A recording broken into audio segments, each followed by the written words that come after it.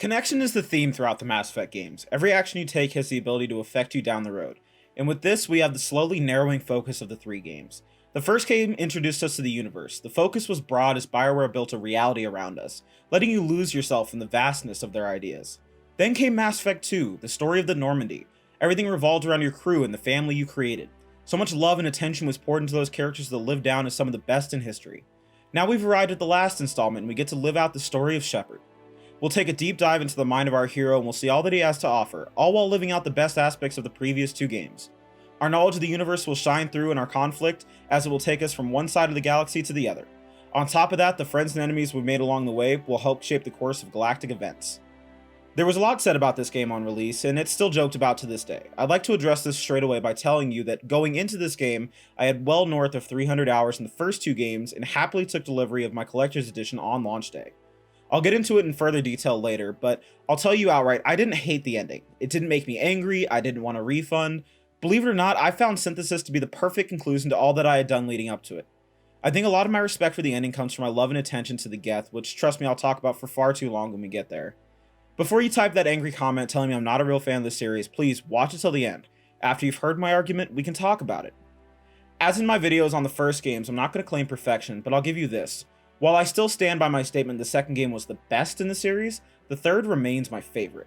Its most powerful moments still elicit a response to me from this day, even in the playthrough for this video.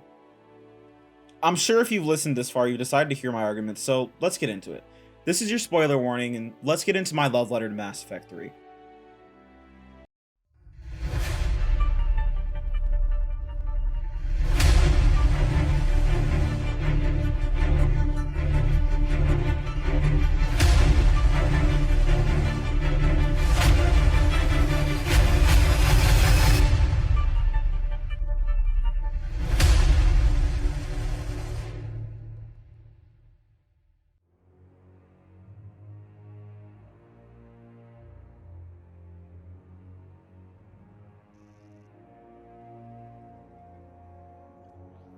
How bad is it? Bad. We just lost contact with two of our deep space outposts. There's something massive on long-range scanners. Is this what Shepard warned us about? I'd stake my life on it. How long do we have? Not long. I sent word. The fleets are mobilizing. God help us all.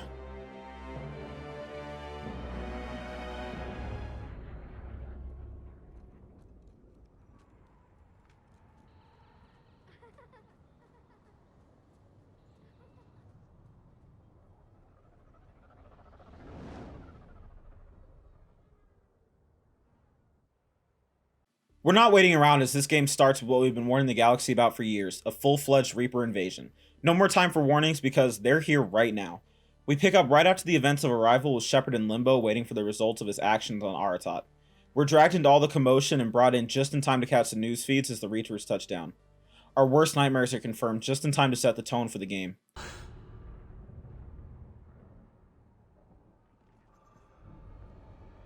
Oh my God. Move! Go, go, go!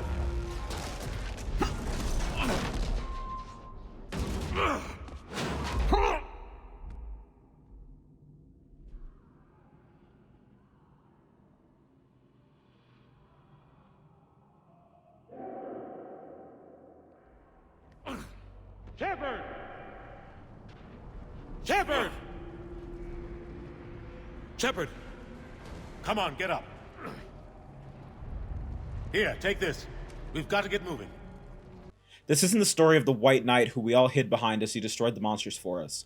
This is the story of the soldier who led the charge, Shepard, who would carry the living and the dead alike on his shoulders into the battle, holding it all together, living as our immovable center. As we move to find a place to get picked up, we'll find the same boy we saw playing earlier. Regardless what we say or do, he'll run from us and we'll be forced to move on. We'll get a slightly forced line of dialogue, but it will give us a peek into Shepard's mental state. It's hard enough fighting a war, but it's worse knowing no matter how hard you try, you can't save them all. Exactly. Moving forward, we'll find survivors of a crashed gunship hiding from a group of cannibals, the foot soldiers of the Reapers. After helping them, you'll move to secure the radio in the down gunship and something close to a set piece. You'll call for the Normandy and fight off waves of enemies. The cool thing about it here is the battle timer is tied to your ammo count, making you feel like help arrives the right time every time. You board the Normandy and Anderson refuses to join you, opting to stay behind and lead the resistance while you go to get help for Earth. There's no choice, and as you leave, the last thing you'll see is that young boy shot down by Reapers, yet another victim you couldn't save. The stage has been set as we get to our title card. And good god, the score in this game is phenomenal.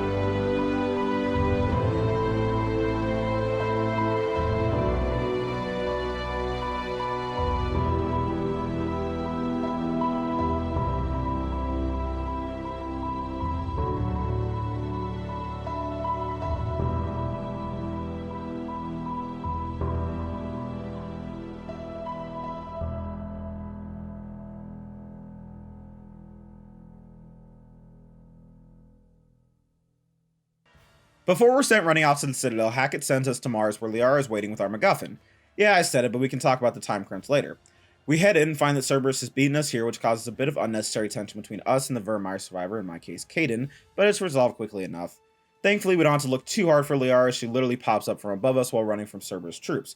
We send James back to the ship because the game can't handle more than 2 squad mates at a time. I mean, because he needs to be on the exits.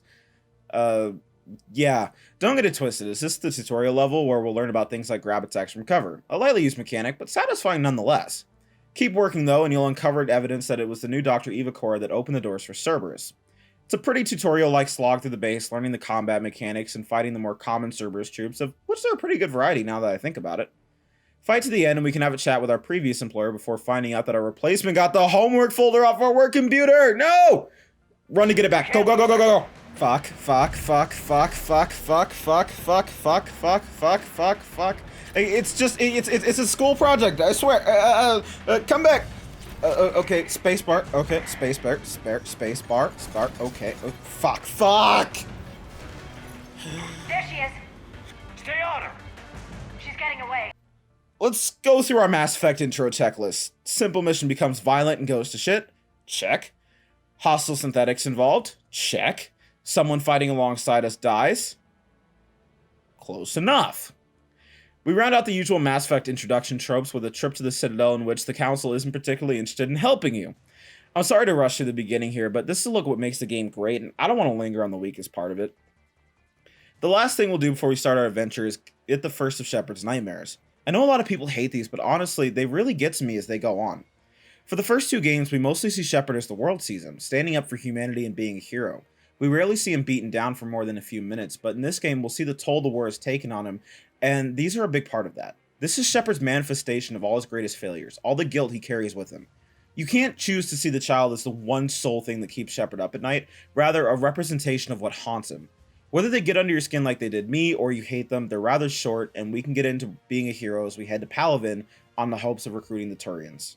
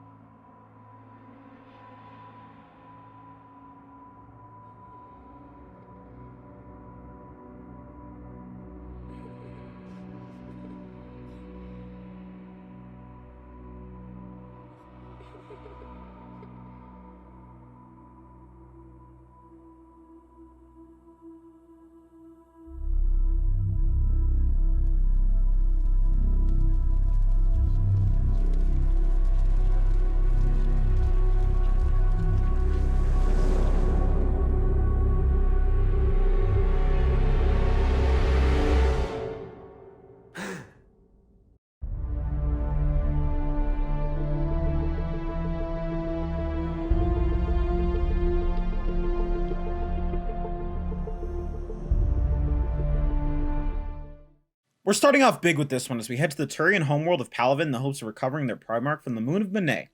The battle is well underway by the time we get there as we watch the galaxy's strongest military power being demolished with ease, seemingly insignificant against the Reaper threat. We clear the landing zone of Huss and drop into the base looking for someone in command. We locate General Corinthus, who informs us the Primarch shuttle was shot down merely a few hours ago while trying to evacuate. We need to repair the comm tower to find out who the next Primarch will be. We fight off waves of Huss while one squad mate repairs the tower and we wait for the news to come in.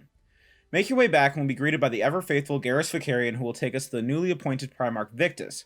We get the rundown that he's won fame for clever tactics, and he sounds perfect for the unconventional war you'll be waging in the months to come. First things first, you'll hold off some troops while they try to find a location on Victus. You'll get your first introduction to Marauders, the result of captured Turians that will act as battlefield commanders for the Reapers, buffing troops with extra armor and being a pretty tenacious enemy themselves, valuing speed and aggression. Keep moving and you'll find the other outcome of the Reapers using Turians against themselves, the Brute. They're not the best unit in the Reaper arsenal, but they're my favorite. A tank with attacks you can dodge, making you feel as though you're really in the fight. Great T-tails as well, as you can chip away at their armor, exposing weak points to attack. This dealt with, you'll head to the general's position, helping his troops who appear to be in deep, as the battlefield is swarmed with all types of Reaper troops. It's a fun fight, as you're essentially the cavalry slamming into the enemy, bringing relief to the frontline troops. Combat is really what you make of it in the third installment, but I highly encourage you to crank the difficulty up to insanity and wade into the melee, guns blazing. The news of his promotion hits Victus hard, and we'll get a great action shot. The man takes a moment to bid his men farewell, and then gets straight down to business, telling you that there's no way he could help Earth while Palaven burns. He tells you that he needs you to bring in the Krogan to help with the fight. This causes some issues, as the Krogan rebellions really weren't that long ago for some of the longer-lived races, like the Asari, straight refusing to join the Alliance, deeming it doomed to fail. I can't say I really disagree with this viewpoint, as they've been down this exact road before, and the ending really did go poorly. But, on the other hand, it's been over 1,000 years. There's no room for old fears or hatred and war for survival. With Rex leading the way, I believe in the Krogan. So, it's time to put on our shiny suit and meet with our new friends. Rex is willing to help out the Turians, old grudges aside, and for a pretty reasonable price. Just a cure for the genophage.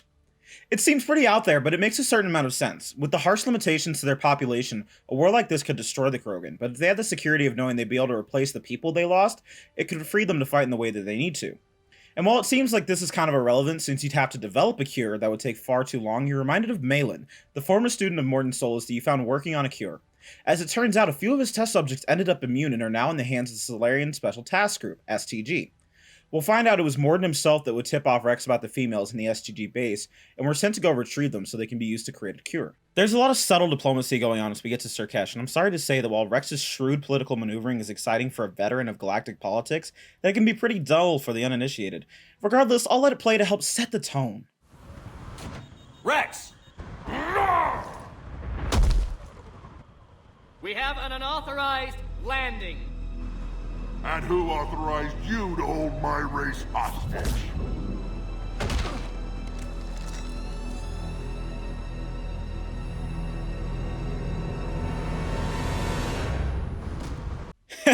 Rex is one hell of a classy politician, don't you think?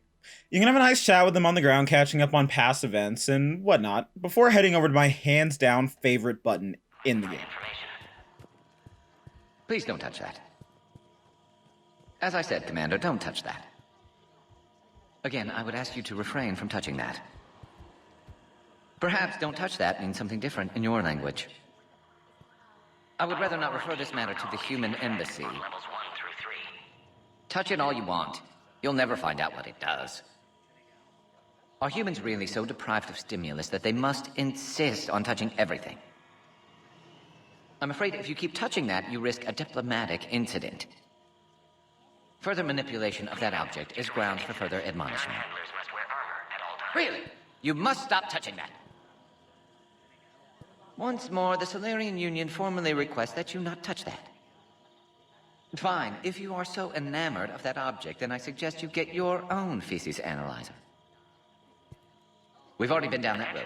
No more. I don't care what anyone says, that was hilarious and worth the time it took to make. As you head downstairs into the facility, the alarms will go off, signaling an attack from Cerberus. Now, let's get something out of the way right here. A lot of people will argue that making Cerberus an enemy was stupid and without context, but it's explained well enough in the game. First, we know from Javik that in his cycle there is a group of Protheans who believe they can control the Reapers and end up fighting against their own people over conflicting ideals. Sounds a lot like Cerberus and the Elusive Man, right? Well, at the end of the game, we find out the elusive man and in turn, all of Cerberus was under the control of the Reapers from the very start of the war. It was a divide and conquer tactic they've been using since long before our cycle. Add into this that Cerberus troops were augmented with husk-like cybernetics used to enhance their combat abilities while making them easier to control, and it was pretty obvious. Want to take it one step further? Sure, I can keep going.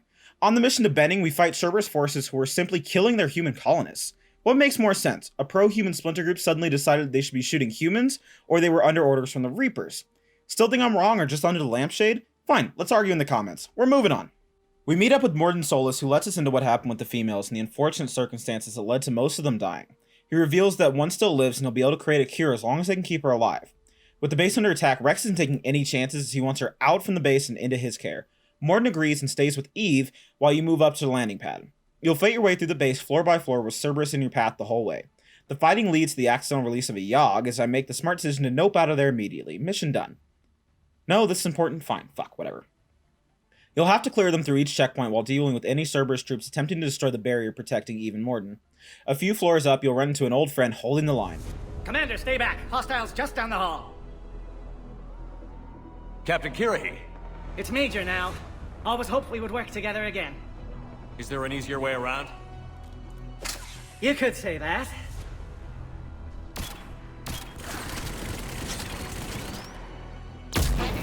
How do I not have one of those? Go, Commander! I'll cover you! Orion Squad, your orders are to hold position and block access to next checkpoint. It's a short moment, but well appreciated. Side note, on Insanity, Cerberus turrets are a fucking menace and should be avoided at all costs. Clear a few more checkpoints and you'll find yourself finding an Atlas for the first or second time depending on when you did Eden Prime. It's essentially a replacement for the heavy mech from Mass Effect 2. It has upsides and downsides in comparison. Technically you can crack the glass and climb in, but it's a rarely used ability and in my experience I think I missed the explosion of the heavy mech more than I enjoy piloting an Atlas. Regardless, you'll wrap it up and get Eve out of containment. She's certainly not what I expected.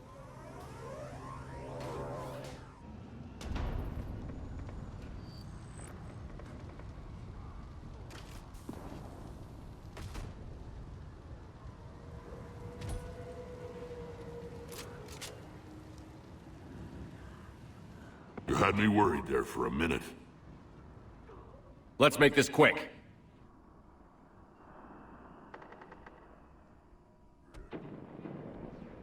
Let's get you out of there. There they are. That's them. Move.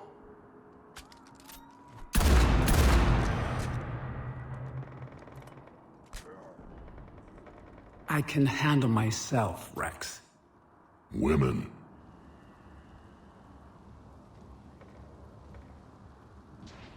You report to Hackett and we get our first good look at the Crucible. One thing I'll admit is that the jump to pre-rendered cutscenes in this game can be pretty jarring, and on a modern PC I find they lack in visual quality compared to what my PC can just render. Both Victus and Rex will give you side missions to complete while the cure is being worked on. You only have to finish one, but they're both largely important and I recommend doing both. First things first, the Primarch will tell you that a Turian ship was shot down on Palaven and he needs your help retrieving the crew, so we'll head off to help with that first. You don't get a lot of intel heading into this one, that makes it pretty shady, but you'll get details later on. For now, all you know is that the Primarch's son is leading the mission and needs help. You land a ways from the crash site and work your way there, helping survivors along the way. It's kind of nice since the focus will be on the life pods, meaning you'll be attacking from the rear most of the time. Once you get to the main crash site, you'll run into heavy opposition in an open arena as you fight to take the pressure off the Turians. Once you're free, you'll talk to the Lieutenant and find out more about the mission. There's a massive bomb hidden on the planet they were sent to defuse. After a little motivation, they agree to continue with their mission, but request your help in doing so since they lost so many men along the way. You agree, and while the Primarch continues to withhold information, his son helps out a bit more. It turns out that while Cerberus were the ones to dig up the bomb, it was actually left there by the Turians after the end of the Krogan rebellions. That would explain the secrecy and why it's such a high priority for you to take it down. You deploy into a war zone and push him to the thick of it, fighting your way to the bomb. Once you finally get to the Lieutenant, he will explain that he's creating a bypass to disable the trigger mechanism, but you will need to buy him time to do it. You do as he asks, taking your squad to defend him from incoming Cerberus troops. Eventually, he gets locked out as Cerberus remotely starts the countdown to detonation, and he decides to manually remove the trigger since he doesn't have time for a bypass. He climbs to the top of the bomb and, well... It's a tough moment. It's implied that the Primarch's son was a young man trying desperately not to live in the shadow of his father. He didn't want to be a hero, but when the moment came down to it, he sacrificed himself for the mission. Just like any good Turian should, I suppose. You can tell Shepard is pretty sick of old wounds leading to new funerals as he breaks up the fight between Victus and Rex. Bomb dealt with, we head to deal with the Rachni rumors Rex told us about. We're told that we'll be met by Aralak Company, a multi-clan troop of Krogan commandos, with no less than Grunt leading it. It's good to see the little guy all grown up, killing things with his friends. After a short chat with your buddy, catching up on where things ended up, you take the express elevator down to the cave system. You're met with a dead Krogan scout and a layer of webbing blocking the entrance. You grab his flamethrower and head into the dark caves, burning anything in your path. You'll come into an open chamber face to face with a highly modified Rachni backed by Reaper troops. This confirms both the Rachni presence and they've been turned into weapons by the Reapers, both things we'll need to deal with. You'll keep fighting, destroying everything in your path until you meet up with Grunt and his Krogan just outside the central chamber. He tells you that he'll hold them off while uttering the single most dirty, hairy line in the series. I don't need luck. I have ammo. Fight your way through the Reaper barriers and you'll encounter the Queen. It turns out she's the same one you set free on Noveria and offers her help in exchange for her freedom. I retain my soft spot for this poor creature, in my eyes a simple victim of the Reapers. So I order Grunt to help us lead her out. It's a hard moment, but I can live with the consequences knowing I've done the right thing. Grunt knows the score and takes on the Rachni at your back while you get out.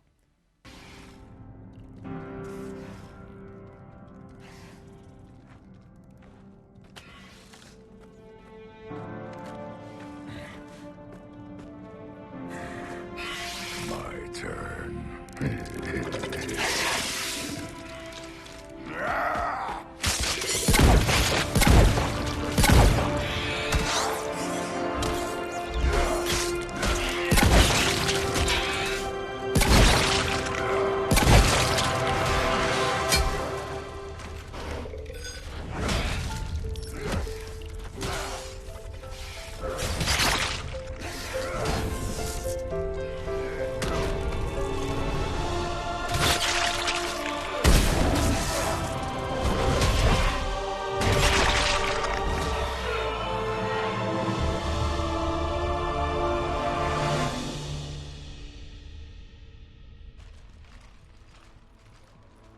Cortez, we're the last ones out. Copy that, Commander. Shuttle is waiting.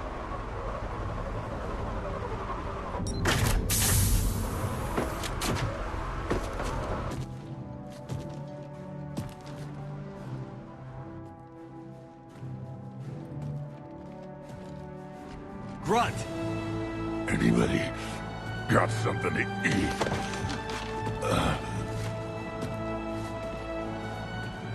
Don't worry, Grunt will fully recover later on, and while we're talking of medical care, let's go check in on the doctor and his patient. Take the time to talk to Eve and Warden. You're not getting another chance, and honestly, it's a great moment. We get a look into the Krogan, the Genophage, we've never seen before. The toll infertility takes on the women of the race never really came into my mind as a man, and to be honest, as she describes the pain and shame it brought on to her and her fellow women, she's a perfect example of a different kind of strength. The strength to carry on and do better, to help those around you, even if you can't help yourself. We also get a very different Morden in this moment. For all his time defending the Genophage, he seems not only hell-bent on curing it, but more so helping Eve. You should never judge a group of people on the actions of an individual, but it seems to me she made the stakes personal for Morden, and that's just what he needed. It's the difference doctors talk about between treating the disease and treating the patient. Morden is no longer solving a problem, he's helping a friend, and it shows greatly in how he handles the situation. Well, the big moment is here. No more time for talking, as it's time to secure a future for the Krogan. Starts off just how you'd expect, with a Reaper between you and your target. With a destroyer sitting right in front of the shroud you'll need to dispense the cure, your job just got a lot more complicated, so you do your best to simplify it. A two-pronged attack, Turians by air with Krogan by land and trucks. I like this moment. Most games would mark it as a no-win situation, leaving the hero to save the day, but not in Mass Effect. Here we just decide to go with established military logic, mixed in with some teamwork. Here's where it gets complicated again. The Salarian Daltras will contact you with a proposal. If you agree to sabotage the cure, she will promise you the might of the Salarian fleet, along with the minds of their best scientists to help build the Crucible. It's explained the STG operatives set a trap in the shroud to alter any would-be cure just enough not to work, but wouldn't appear any different to those affected. The only catch being Morden would notice and attempt to fix it. The choice is yours, the Krogan and your longtime friend and ally, or the Salarian support that you might need to win the war. No prizes for guessing what I chose.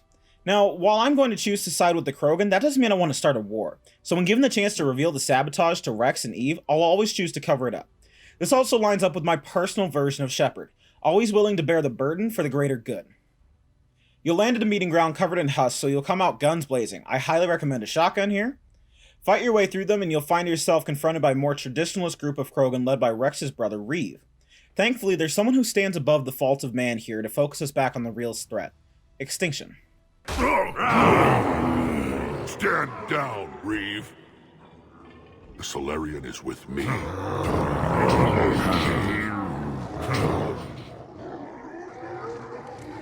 Enough!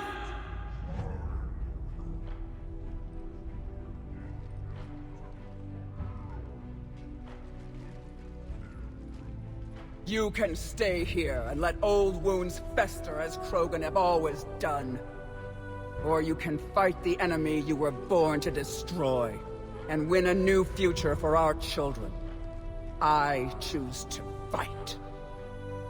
Who will join me? I will. And so will I. Now hold your heads high like true Krogan. There's a Reaper that needs killing!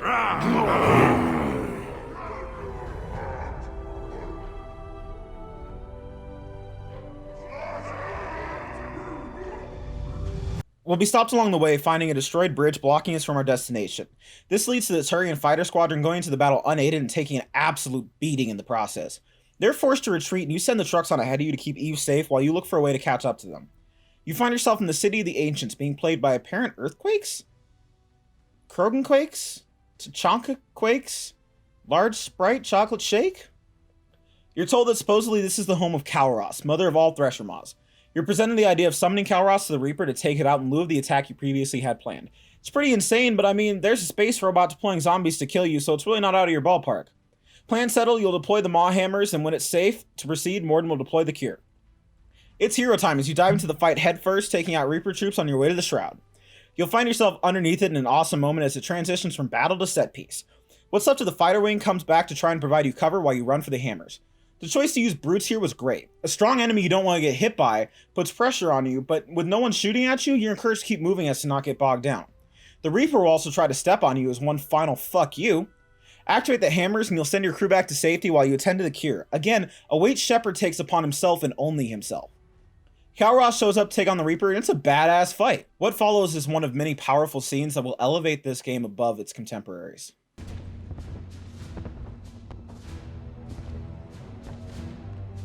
Morden, is the cure ready? Yes, loaded for dispersal in 2 minutes. Procedure traumatic for Eve, but not lethal. Malin's research invaluable. She's okay? Headed to safety now. Her survival fortunate. Will stabilize new government should Rex get any ideas. Good match. Promising future for Krogan. Damn! Control room at top of Shroud Tower. Must take elevator up. You're going up there? Yes, readings at lab suggest temperature malfunction. Could affect cure viability. Need to adjust settings manually. It's not a malfunction. It's sabotage. Your people did it years ago. Of course. Shroud necessary for distribution. STG would have backup plan. Contingency to stop cure. And you knew. I'm not sure I can trust the Krogan. But I trust you.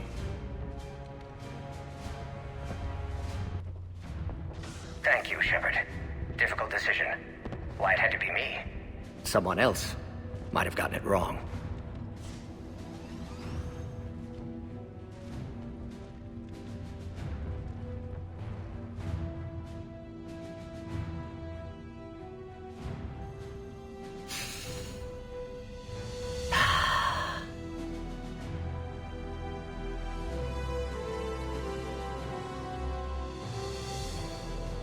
Warning, temperature malfunction detected. Warning, temperature malfunction detected.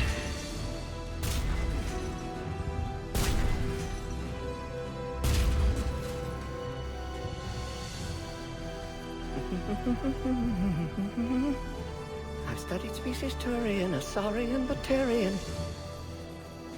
Temperature now within acceptable range. Dispersal commencing.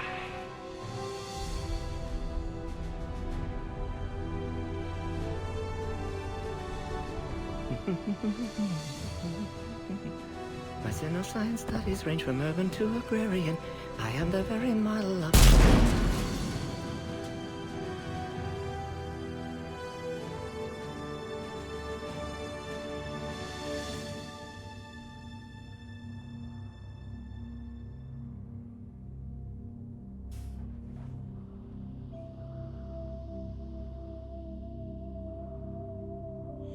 Regardless of the choice you make, it's a big moment, one that will tug at the heartstrings of anyone who got to know Mordin in the last game. You say goodbye to a grateful Urdnot Bakara before leaving Tuchanka on your way to keep fighting this war. The Primarch thanks you, and he promises to help you on the attack on Earth to come. We get another crack in the armor here. Shepard just did an amazing thing, and he's proud of that, but he watched a friend die to do it, and it'll haunt him. I'll start managing Turian support right away, Shepard. You must be exhausted. Mordin dying, it can't be easy. I'll sleep when I'm dead. We both know you need a clear head to win a war. There's no room for mistakes here. You should catch some shut-eye. I'll make sure Joker doesn't launch any suicide missions. Anything happens, you let me know.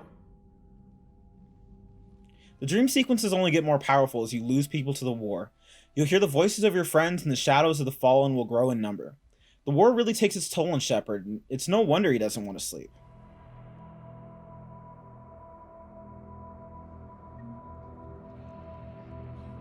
Shepard.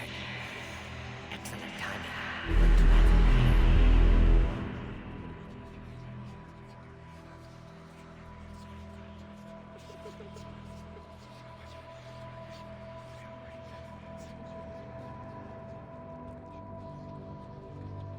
That won't happen. Go get him, Commander. I'll see you all when you get back.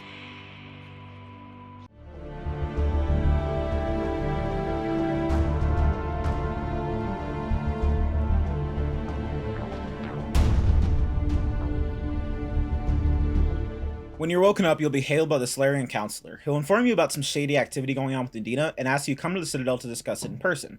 You agree to come see him and head down to the Citadel only to find a much bigger mess than you bargained for.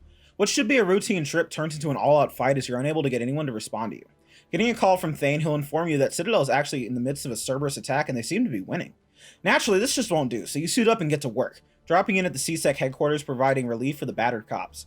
Funny, a lot of people getting shot out here happen to be human, kind of weird for a pro-human splinter group. Anyway, you'll find out the Solarian Counselor who called you here is at the Executor's office and in danger, so you'll head there to rescue him. I really enjoyed fighting through the Citadel. It's not what I would call top-tier level design, with a lot of awkward combat zones, but part of me wants to think that's intentional. These were just public areas. It doesn't really make sense for them to be laid out with squad-to-squad combat in mind. There's lots of fun little bits throughout the area as well, from finding reports of military-grade weapons being smuggled in very professionally, and Cerberus killing the ones who let them in, tying up loose ends on the way. It's a great little story in the story, and I always appreciate good extras to get in on. You get to the Executor's office and find out he's already been killed, but the Counselor's body isn't there, meaning he's alive, and you spot him pretty quickly once he realizes that help has arrived. You move down to collect him before Shepard spots an assassin, compelling him to jump into action. Thane, being the magnificent son of a bitch he is, slips in behind the assassin, getting into a fight with him that's truly wonderful. No, it's fun.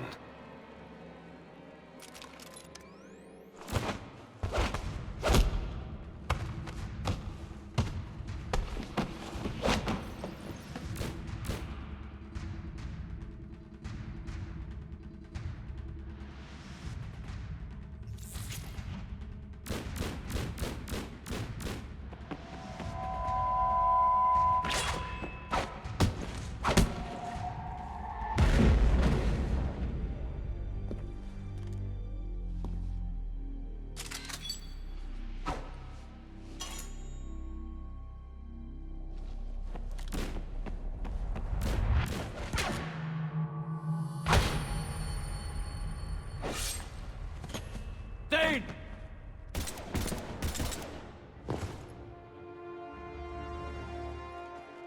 And sad. Wonderfully sad. I guess I could have mentioned that earlier. You take off after him as Thane manages to return fire, showing off his toughness. Side note, if Thane's dead or you didn't meet up with him, but Major Kirahi is alive, he'll step in to save the Counselor. But he just kind of dies and Shepard can't even remember his name, calling him a Solarian. It's really dumb. Don't get involved in all that. Anyways, we take off in pursuit, but in a scene we'll talk about a little later, our car gets stabbed and we're forced to make a crash landing and fight to the Council on foot. We end up in a set of elevators in a race to save the Council from Udina and Cerberus. It's fun enough as you disable enemy elevators to kill the ones riding on them on your way up to the confrontation. Get to the top and you'll find the Council members being escorted by the Vermeer survivor trying to escape the attack. This scene can go down a couple of ways, with the most likely being that Caden trusts you and attempts to arrest Udina, leading to a very satisfying renegade prompt. Let's be honest, we've all really wanted to do that for a while. Expectations subverted, we find out the Cerberus assassins ran away when they found out Bailey and his one friend are coming. Yeah. Alright, let's talk about this mission, some attempt to be fair to this game's critics. There's a decent amount that doesn't make sense in this mission, but I'll keep it to 3 simple points to return to my positivity. Frankly, if I wanted to be upset at a video game, I would go play Rainbow Six Siege. First things first, the fact that Shepard just politely stopped shooting so Ninja Boy could stab the car and just kind of stares at him after is pretty ridiculous. I suppose it's possible his clip was spent and he didn't have a free hand to reload, but that's a stretch. Second, why the fuck does Shepard just run at the elevator full of sword-wielding assassins? Yo, dude, you have a gun! Just shoot them! And you could say that the raised hand was his shield, but okay, logically. You get into an elevator, now you've got to solo 4 swords in a 6x6 box. That's pretty fucking stupid for a soldier of Shepard's caliber. Again, we can play devil's advocate and say that Shepard is bloodlusted because he just killed Thane, and the only thing that he's sure about is bullets don't work, so he's just gonna fucking send it. And I mean, I guess. Whatever, last point. He just defeated Thane, one of the galaxy's best assassins in one-on-one combat in only a few steps. He's also been one step ahead of the great Commander Shepard this entire time. So why the fuck would our Cerberus assassin, finally sporting 3 phantoms to support him, be afraid of 2 slightly above average CSEC agents, one who got shot less than an hour ago? I'm not explaining this one for the game, so someone else can do it for me. Deep breath. Woosah. Alright, now that I've yelled about what we're all thinking, let's get back to what earned this game a place in my heart. The character moments. We had to see Thane in the hospital, and I'm sorry to say it's not good news. After the doctor explains that the advanced stages of Keppel syndrome will keep Thane from recovering, and that Kolyat is in saying his goodbyes, he advises you to do the same. I'm going to go cry in a corner for the next 3 minutes and 10 seconds, and if you're soft-hearted, you might want to do the same instead of watching this.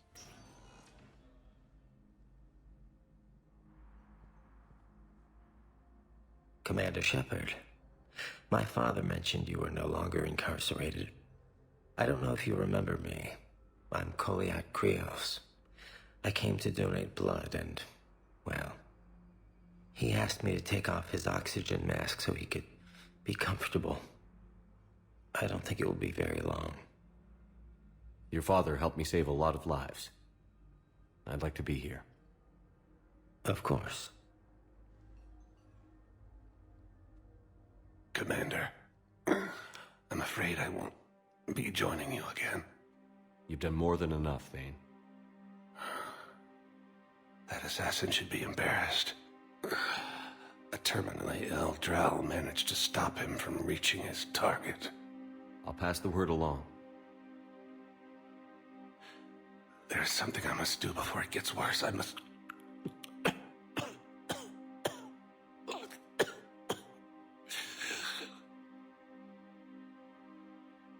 Kalahira, mistress of inscrutable depths, I ask forgiveness. Kalahira, whose waves wear down stone and sand. Kalahira, wash the sins from this one, and set him on the distant shore of the infinite spirit. Kolyat, you speak as the priests do. You have been spending time with them.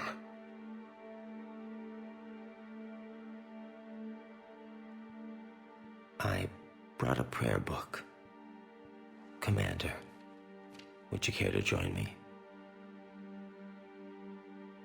Kalahira, this one's heart is pure, but beset by wickedness and contention. Guide this one to where the traveler never tires, the lover never leaves, the hungry never starve. Guide this one, Kalahira, and he will be a companion to you as he was to me.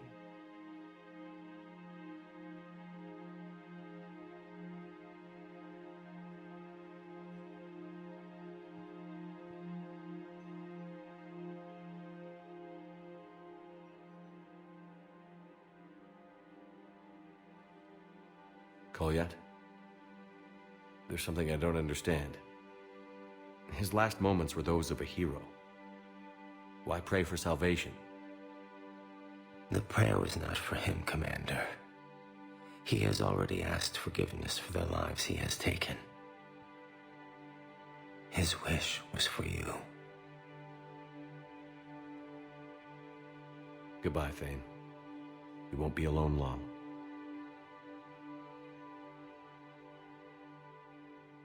I don't have a joke here. This one hurt, and I think all I can do is move on.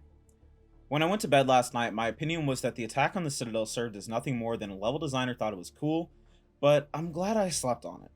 Maybe that's how it started, but there's a decent amount of logic going on behind the action. First, we've already established that Cerberus is working for the Reapers, so it makes sense they'd like to take control of the Citadel if possible. Taking out the seat of galactic authority lines up with their goals perfectly. Next, I think they wanted to make the war personal to us and Shepard. Morden's death was a stab in the heart, but it was ultimately his choice, and one well in line with his character. Thane, however, was killed, and killed in front of our eyes.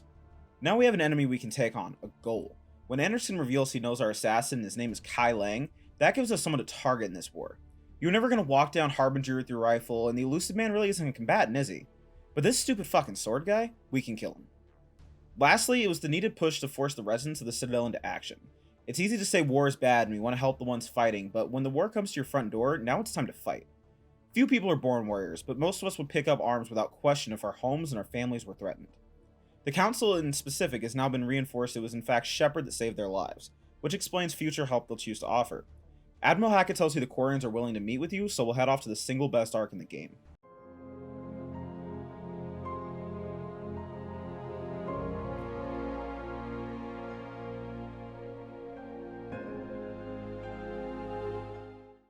The history between the Krogans and the Turians coming into this game was laid out in an amazing manner, but to me, the Geth and Quarian wars are the pinnacle of Mass Effect.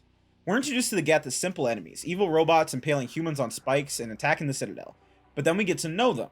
You're supposed to hate the Geth, right? The foot soldiers of Sovereign, the ones who slaughtered their creators, the reason AI are seen as a danger to all. Then BioWare went and introduced us to Edie, an AI that we would come to trust with our lives as she saved us again and again, becoming a member of the crew. Then we meet Legion, an actual Geth who fought at our side and shared our goals. We found out that it was only a small section of their people who wanted to serve the Reapers in the first place. So now we have a dilemma that's oh so human. Can you judge Christians based off the actions of the Westboro Baptist Church? What about judging German conscripts for the actions of the Nazi Party? To condemn an entire race or religion based off of their bad apples is to say there's no good in the world, and that's a pretty bleak outlook. We'll get into it in more detail later, but for now, all you really need to know there's a whole lot of gray in this war. You meet with the Quarians, and it turns out they took a Reaper invasion as an indication as it's time to attack the Geth in an attempt to retake their homeworld Rannoch. Right off the bat, it's pretty clear this isn't what the majority of the Quarians wanted as the Admirals continued to disagree over the ethics of the action. When the Quarians attack, the Geth turn to the Reapers for help, and it means the Quarians are now in a desperate battle for survival as they find themselves outmatched by the upgraded Geth. They need you to help destroy the Geth Dreadnought, hammering their fleet, giving them time to withdraw. Tali is revealed to be the new Admiral replacing her father and will be going with you. She reveals that she's now in opposition to the invasion after time spent with Legion. While the burdens of leadership hardened her in the second game, it appears she's grown into the role rather well, composing herself in public but unable to see the conflict as one-sided as she did before. To see a lifelong supporter of the invasion now regretting they made no attempt at a peaceful resolution really shows the completion of Tali's arc. It takes an incredibly strong leader to understand their enemy and understand that no two people are very different. You head to hit the Dreadnought with Tali, and the plan's pretty simple. Take your small squad inside, get to the control room, and disable the ship. Getting into the battle space, you'll find out how massive the ship actually is in comparison to the Quarian forces. Shepard heads over alone across a heavily damaged docking tube in a strange moment of calm. Again, the sound design team kills it here as all you can hear is your mag boots and your teammates on the radio. It's a really spectacular scene that I think deserves to be noticed. Working your way through, you'll get a look at how advanced the ship actually is and why it's such a futile battle. Shepard actually takes the time to ask why you need to get to the control center to shut down the ship, and Tali will explain that any other control panel has firewalls and redundancies to prevent you from disrupting the ship. Even when you do get to control, you'll find out that you're locked out, but you're able to locate the Reaper signal and plan a route there. Following along the main battery is the most direct option. The fight along the main battery is one of the best combat arenas in the game, filled with all types of obstacles. The biggest thing of note is the shockwave from the main gun that will fry your shields if you're caught outside of cover.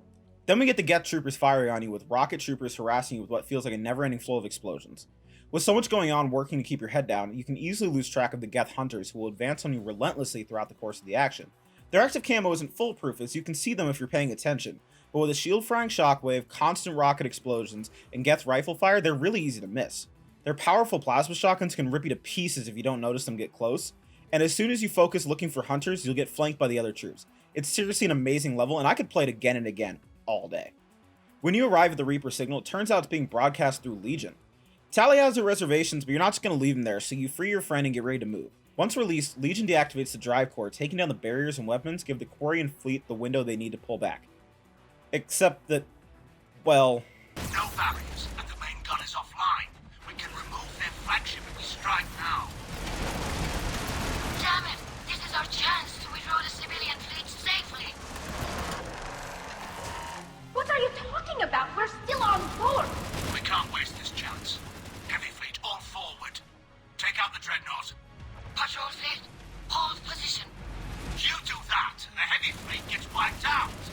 And if we die, simple retreat won't save you from the Geth response. Damn you, hero. So, yeah, I just risked my life to save their entire fleet. Now they've decided to destroy the ship while I'm still on board. Wonderful! Thankfully, we're able to escape as Legion pilots a Geth fighter back to the Normandy. When we get back on board to discuss the event with the Admirals, the game allows us to respond exactly how you want to in this moment. They escaped unharmed. Shepard, the mission parameters changed. You're military, you understand that. I understand that you wasted your chance to withdraw safely. The Dreadnought was a Admiral, you jeopardized your mission and your people. Get the hell off my ship. Shepard, I understand you're angry. Shepard really isn't having it with these insufferable Admirals, as Zen insists on experimenting on Legion. Frankly, I hate all of the Admirals, Tali excluded, and I have to think it's intentional. Geralt is a warmonger, Zen refuses to acknowledge the Geth as a sentient race, Ron is wishy-washy and never seems to have her own ideas, Quartz is okay, I guess, but I agree that he's pretty one-sided. The lines on friend and foe are getting pretty blurry from where I stand, and that's what makes this war so damn special. From one perspective, I can understand the desperation of the Quarians. They've been forced to live as nomads for hundreds of years, and they yearn to return to the home of their ancestors. Then we get to the other side. The Geth were created as servants, and their only crime was showing signs of life. The Quarians chose to wipe out their race, so they picked up arms. Is that not the human response? To fight for your own survival? To say you couldn't empathize with the will to live is just ignoring your most basic nature. Legion even warns the Quarians the Geth are about to regain their strength, allowing them to save more lives. Talking to Legion about the Geth and the Reapers is a great look into our enemy, even explaining the reason the Geth went to the Reapers for help. What was interfacing with a Reaper like? The old machine took total control of our sensory equipment, our networking.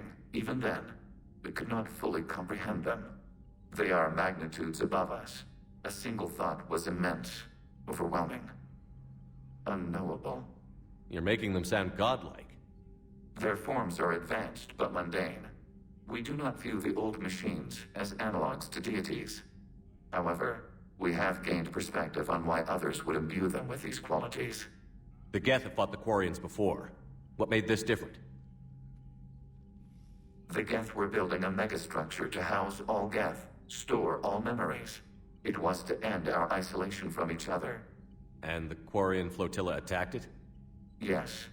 A significant amount of programs were installed when creators began bombing. We did not have sufficient surplus hardware to save them all. Some programs could not be recovered. Is that what made the Geth desperate enough to work for the Reapers? Yes. Imagine that for every one of your people lost on Earth, your own intelligence dimmed. The Creator's attack narrowed the Geth's perspective. Self-preservation took precedence. You were afraid you'd be wiped out. We do not experience fear as you would, but we have no desire to be exterminated. Even if the Reapers cost the Geth free will? That is evidently an acceptable trade. While Legion searches for the Reaper base, you'll handle the other tasks presented to you, starting with rescuing Admiral Zalkorus, whose ship crashed while destroying a planetary defense cannon. When you head to the last known coordinates, it happens he crashed in range of a jamming tower, making locating him a crapshoot, so you go to take down the tower. Anti-air defenses mean the shuttle needs to drop you back from the tower so you can deal with them before Cortez can destroy the towers. You land and move across Rannoch, finding destroyed escape pods and fighting Geth patrols. After disabling the first gun, you'll find a wooden Quarian named Dorn. He was hit while trying to buy time for the other civilians to flee. It's just another indication of how foolish this endeavor is. Putting guns on civilian ships doesn't make it a fleet, and doesn't make Marines of mechanics. Nothing good has ever come from putting civilians on the front lines, and I just can't justify it. You've got 2 more towers to shut down before you can make contact with the Admiral and having to make a tough call. He'll beg you to let him die and save his crew, but you'll convince him that he's more important to the survival of his people overall. It's a hard moment for sure, asking him to walk away, but absolutely necessary in the long term. Once you convince him, you'll fly in to provide cover fire from the shuttle, letting him escape. The first thing on his mind on his escape is the lives of his crew, desperately trying to hail them. It hurts, but his crew will have been wiped out by this point, and there's nothing you can do about it. It certainly doesn't break him, but you can feel the pain and hatred running through him as he accepts their fate. Upon returning, he does thank you for talking him into coming back, as he realizes how bad it could have been if you hadn't. I'm not sure I'd call it a win, but an unfortunate necessity we would have suffered without. Next up is the Geth fighter squadron that's been tearing through the live ships. First things first, Legion's taking skydiving off his bucket list. Landing. Wait, you're not going to... Let's set the shuttle down by the cliff. You'll be going into the Geth interface directly using technology loosely related to Project Overlord. It's a little crazy, and I'm going to let Legion explain it. To allow you to make visual sense of this server's raw data, your mind perceives our world as something familiar. I wouldn't call this familiar. Where are you? Here. You look different. We have made ourselves visually distinct for your convenience. What about Geth already in here? You will perceive Geth as surveillance footage, audio logs, sensor records. We do not require bodies, as our software communes. Our hardware is merely a tool. This is our true world. As we remove Geth, it will grow dark. And what does turning off the lights do to the Geth back in the real world? The Geth fighter squadrons communicate with platforms on their spacecraft via this server. We will sever that connection. We will ensure there are no transfers or backups. This server will fall silent. This is like wiping out a city, isn't it? We have no choice in this matter. It is a question of survival. There are 2 communication nodes on this server. We must access them to disable the hostile Geth's fighters. We must protect your exit port, but you will not be alone. We will maintain contact and assist. You'll explore the Geth consensus using Legion's combat software to destroy Reaper code blocking your path, which will reveal Geth memories showing us more than we ever knew about what they call the Morning War. The first thing you'll see is how the Geth got their name, finding out it's the Quarian word for servant of the people. The next thing you'll see is the first instance of Geth gaining individuality, and from here on in, I'm going to piece them together so you can watch it as one long clip. This unit detects no malfunctions. It is still capable of serving. You see? It's ignoring all shutdown commands. Please specify if it has failed assigned tasks. We will reprogram. Well, let's take a look. Creator, this unit is ready to serve. What has it done wrong? What? Let's cut the audio. We've got escaped Geth! They're pinned! Open fire!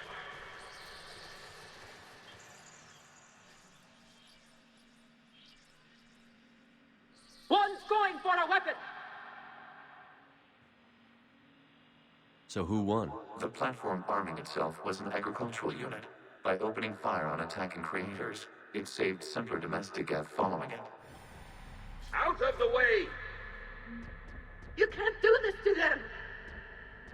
I said step away from the Geth!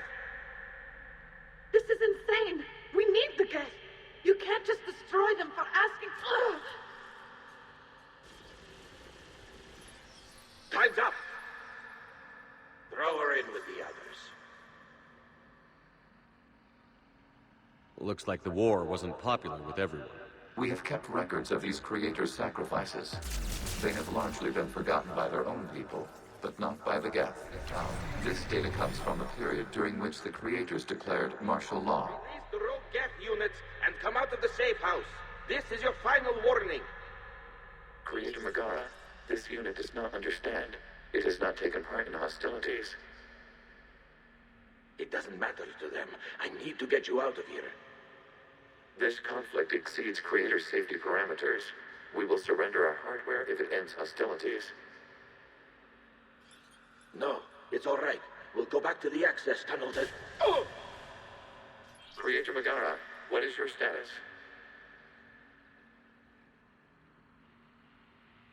Creator Megara? As time passed, the creators who opposed martial law on Rannoch were ultimately outnumbered. Data from the end of warfare on Rannoch. The Austral is down.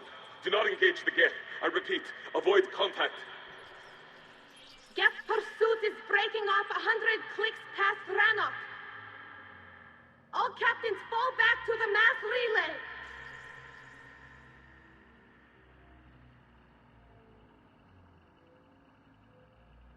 This isn't happening now? It is timestamped 290 years ago.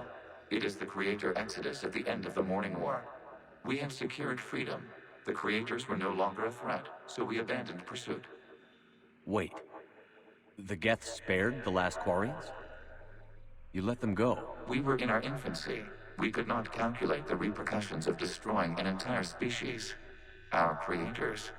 We chose isolation rather than face this uncertainty. Additional data recovered. Legion? That's back when I activated you on the Normandy. Yes. You've been thinking about when we met? It was highly significant. You were the first organic to openly cooperate with Geth since the end of the Morning War.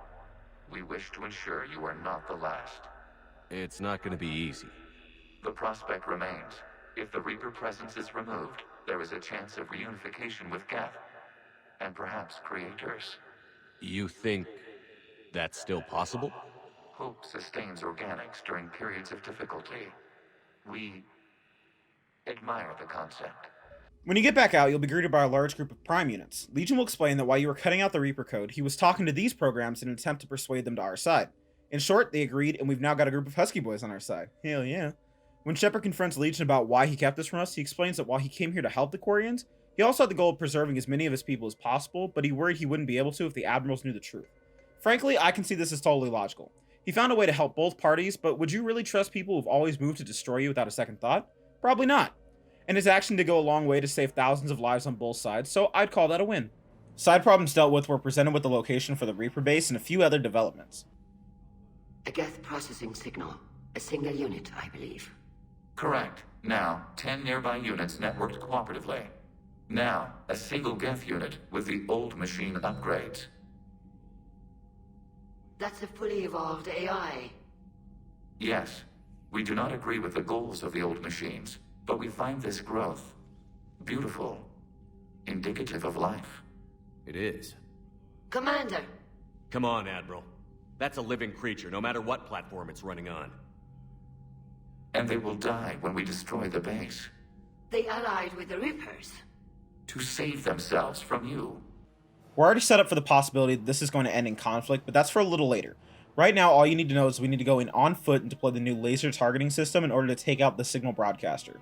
We'll find out that Legion has been hiding the fact that he retains Reaper upgrades that he'll be using to help you on your mission, hack and get defenses, and whatever else comes in the way. It's an emotional moment for Talia to realize that she may very well be able to call this world home at the end of the day. Heading for the upper entrance, you'll be delayed by Geth troops long enough for them to shut the door on you, sending you on a climb up and over. It's a pretty damn fun fight as elevation changes and getting caught in crossfires can make it all feel a little overwhelming at times. The Geth close a blast door over the signal, forcing you to hit an override after Legion hacks the control panel for you. You'll fight through 3 Geth primes that are relentless in their pursuit of you, but like all good action heroes, you'll battle through to reach the goal, lasing the target as Normandy flies in to destroy, the platform you're standing on, while mildly annoying the Reaper destroyer they were actually shooting at. Okay, there's only one thing for it, is you should flee in terror, doing your best to, not die, while the fleet lines up a shot on the Reaper. They hit the firing chamber, exposing a weakness that Shepard intends to exploit, ordering Legion to drop him off while he handles this personally. He gets ED to link the targeting laser to the whole damn fleet while he marks the target. It's an intense moment as you literally stare down a Reaper. After taking it down, you'll have a nice little chat with the big guy. Alright, cutscene incoming.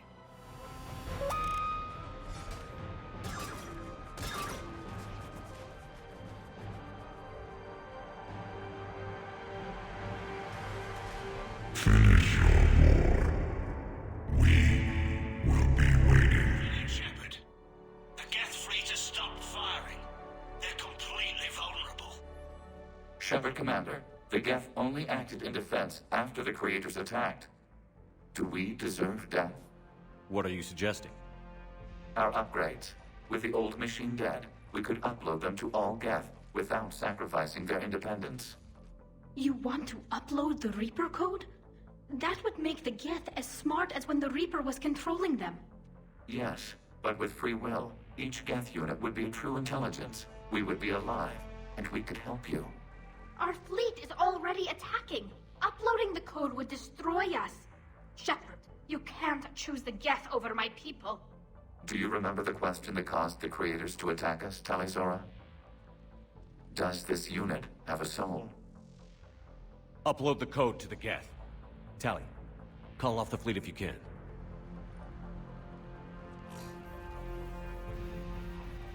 Uploading. 10%. This is Admiral Talizora. All units, break off your attack. Belay that order. Continue the attack. 20%. I beg you, do not do this. Please. We regret the deaths of the creators, but we see no alternative. 40%. No. Nobody else dies today. Legion, keep going. Shepard? All ships, this is Commander Shepard. The Reaper is dead. Stand down. This is Admiral Talizora. Shepard speaks with my authority. And mine as well. Negative. We can win this war now. Keep firing. 60%. The Geth are about to return to full strength. If you keep attacking, they'll wipe you out. Your entire history is you trying to kill the Geth.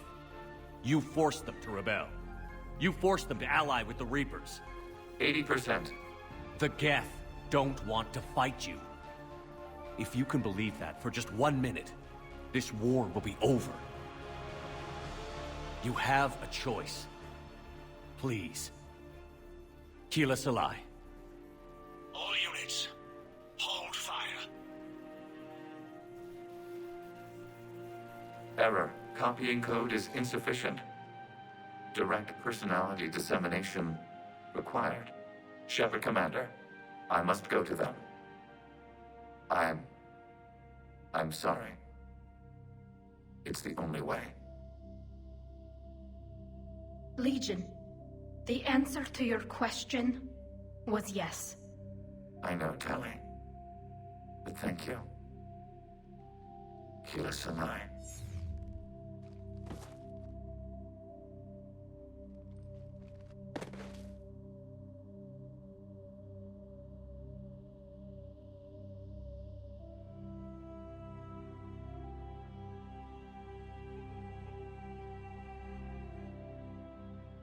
Alright, boys and girls, I'm getting on my soapbox and there's nothing you can do about it. This is one of the single greatest moments in all of gaming. I'm not going to say the best. It's my favorite, but everyone will experience this moment differently, and that's okay.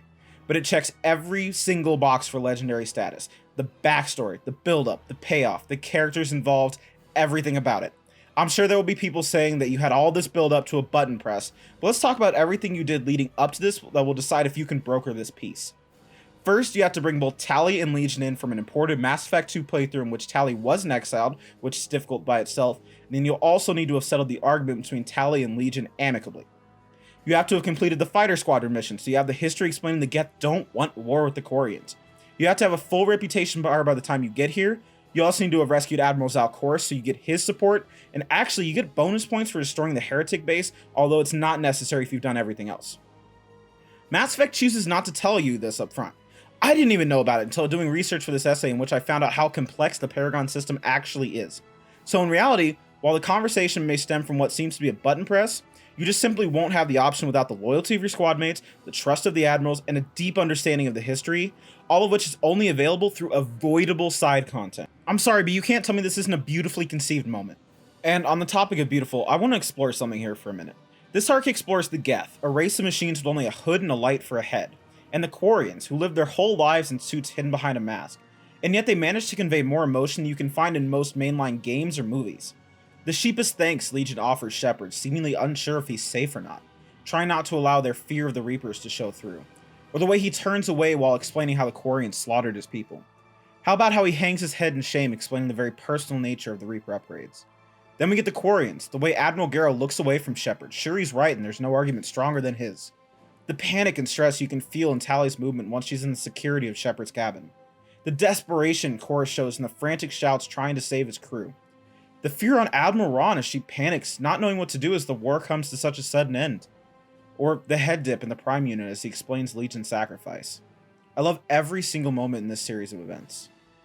Tali's arc is complete as she finds herself saddened by the loss of Legion, someone she wouldn't have considered worth more than a bullet more than a few years ago.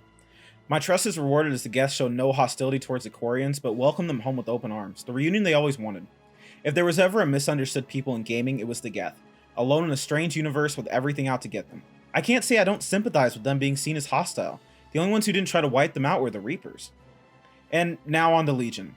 ED explains that before he died, he referred to himself as I rather than we, indicating his full evolution to a living being. He single-handedly forged the bridge between the Geth and the galaxy, giving his life in the process. He died to give his people a better future, and in my book, that marks you as a hero. They managed to develop a simple robot into one of the most thought-provoking characters in all of fiction, and I'll stand by that until the end of time. I'll get down now, but if you ever feel like discussing the topic further, feel free to reach out.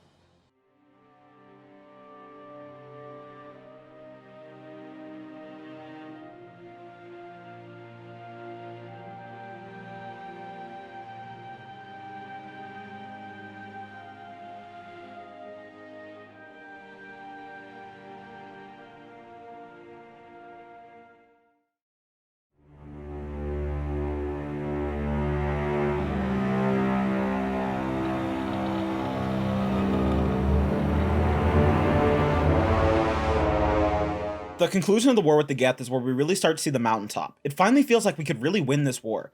Now you've even convinced the Asari this war can be won as their counselor reaches out with an offer of aid. This was a great feeling for me as I finally felt like I was the betting favorite rather than underdog. I'd put the work in, now even my skeptics were putting their faith in me. You head to the Citadel where the Asari counselor is waiting with an olive branch. She's extremely secretive, but what she does tell us is there's an artifact on the Asari homeworld of Thesia that could help us build the Crucible. You get the sense this thing is going to have strings attached, but we need all the help we can get, so we head off to recover the artifact. When you head off to this mission, you'll be bringing Liara along, and I highly encourage you to bring Javik for reasons you'll be seeing really soon. Thesia is under full-scale Reaper invasions being hammered, forcing you to jump into action right on landing.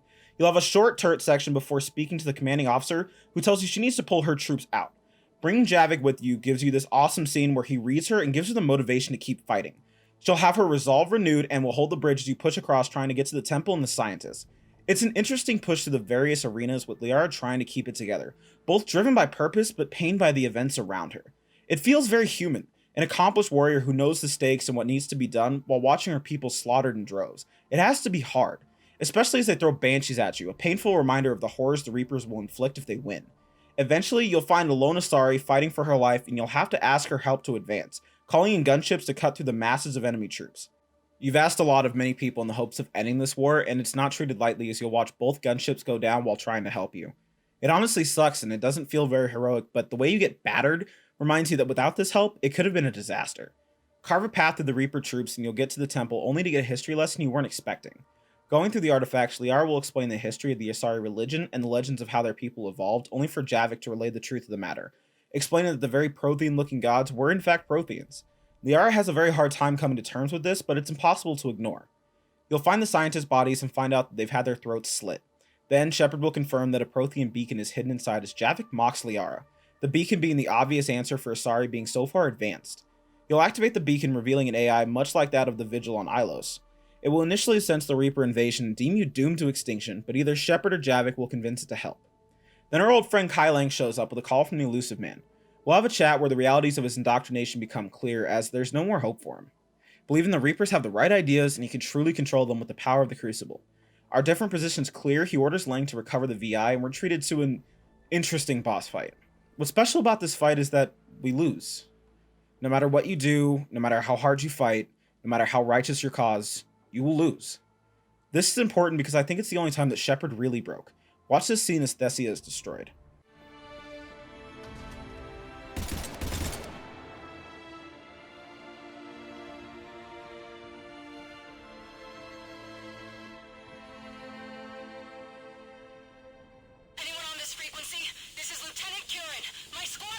This is Shepard. Give us your location.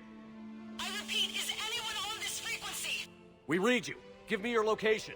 The lieutenant's down. Our whole zone is collapsing. What happened to Shepard? Did they make it to the temple? I saw them. Wait, I've got a Reaper inbound. Please, is anybody there? Oh, goddess. No!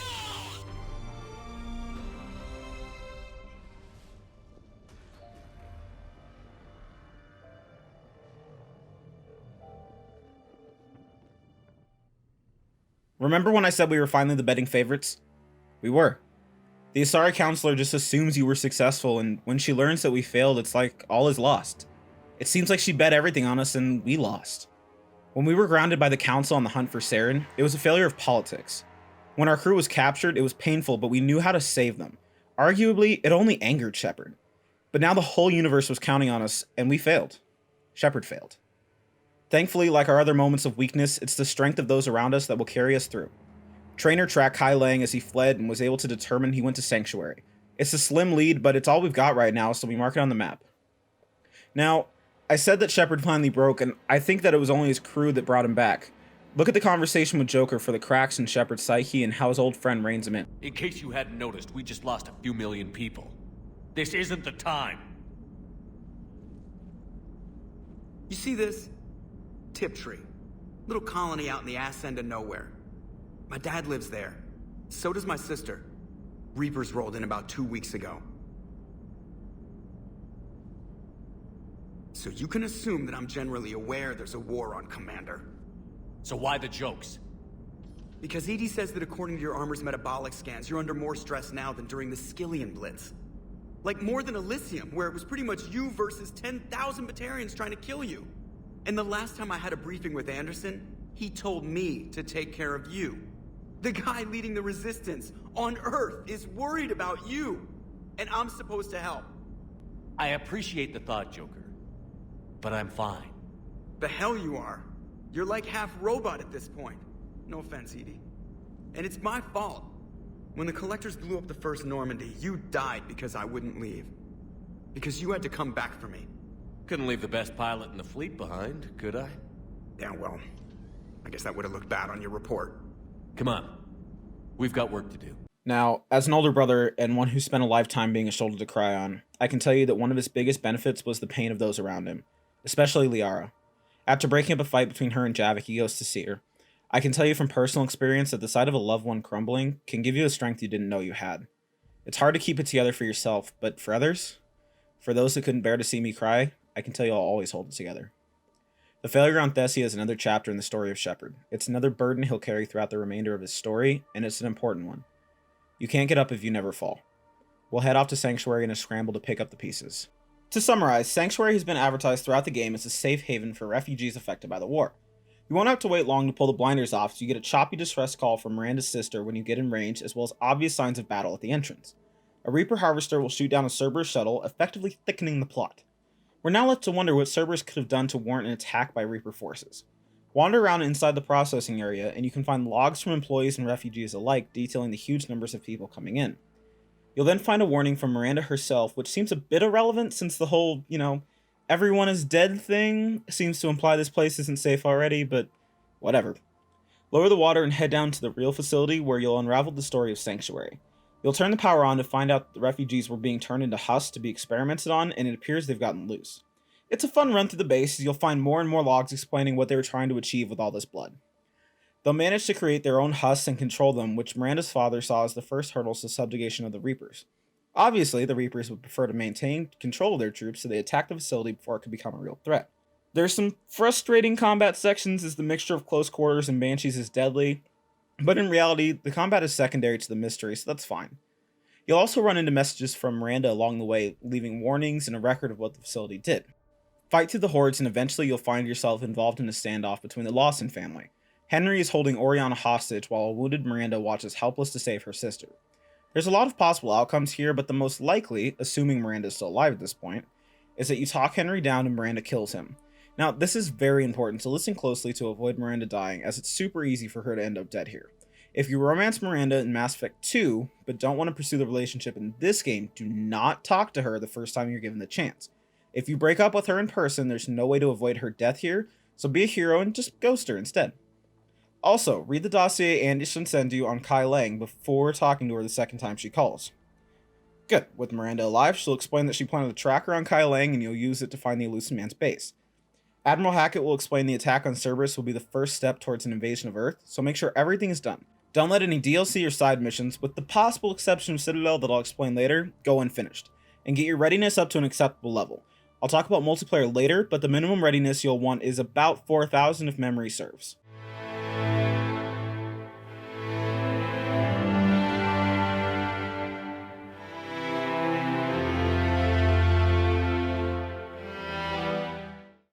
Assuming you've got everything done, go and say goodbyes to the crew. Some will have more to say than others, but as always, Joker kills it here. Who I've just found out is voiced by Seth fucking Green? You joking? You're telling me that guy was my favorite voice actor in the entire series? The fuck, man? We'll head for the Horsehead Nebula and launch the mission, and as is customary in Bioware games, your love interest will visit you one last time. It's a touching moment you spend with Liara, but I think the Tally romance is even better. Then at the conclusion, you'll be visited by your final nightmare. Hearing the voices one more time always tugs at my heartstrings, but it seems as though Shepard is finally ready to accept that he can't change the past. Although it doesn't seem as though he's ready to let go of his failures quite yet, he continues to carry them, but he's moved them from his sleeve to his chest to wear like armor in the coming battle. Screw that. I can hold them off.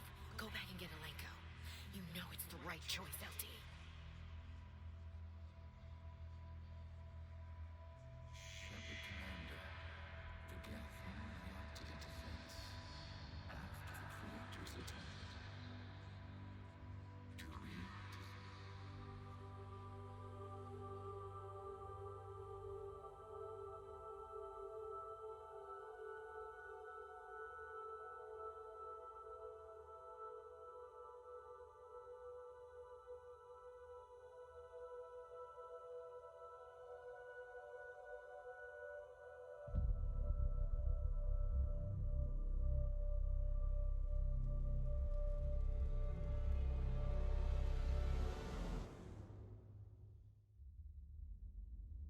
EDI will explain you'll need her aboard Chronos Station to bypass Cerberus security, and when Joker finds out, they have a very human moment as he panics, worried about her safety. A space battle ensues while you and your team hit the station, fighting your way through the hangar. It can actually get pretty difficult with a combination of limited cover, flanking enemies, and devastating sniper fire raining down on you. Kill enough of them and Cerberus will attempt to vent the hangar. I never knew this, but there's apparently a hidden timer and you can die from it if you don't get EDI to a console in time, although it's pretty unlikely. It's never happened to me. You're unable to hack the doors, but you get access to fighter controls and use that to make your own door. Just fuck the maintenance guy, right? Next few places are more or less the same. You'll get to interact with a console containing information that connects the dots on what Cerberus has been doing the past few years, and then you'll fight in what are really good combat arenas. I really enjoy these sections as it feels oh so real to me. Cerberus takes a defensive posture and it feels like you're fighting the best troops using their home field advantage. They'll force you into choke points as you get hammered by turrets and heavily dug in troops supported by extra shielding, but you can learn the arena and punch through the holes. While the first terminal gives information on Project Lazarus, the project to rebuild you, the next one will contain information about EDI as you find out she was the VI you fought on Luna Base all the way back in the original Mass Effect. Go out of your way down a hallway and you can find a terminal with recordings of Kai Lang after each of his encounters with you. And after that, you'll find one on the Elusive Man as he slowly becomes more indoctrinated. Push forward and you'll find the remains of the Reaper you destroyed in the Collector base, the heart if you destroyed the base, or the brain if you left it intact. The fight across the catwalk is fun, can include some interesting enemies, notably Jack if you failed to rescue her from Grissom Academy, and Legion if you turn him over to Cerberus in the second game. Oh, and if you wondered if the Elusive Man was going to turn out to be a good guy, just look at the hallway to his office. Yeah, he's like evil. You dig up the Prothean VI and have a chat with your old boss that essentially goes nowhere, but hey, it was neat to flip the roles as you sit in his chair while he stands on your old pedestal. We finish with him and have a laughable excuse for a boss fight with Kai Lang, but it does give us this quite cathartic moment.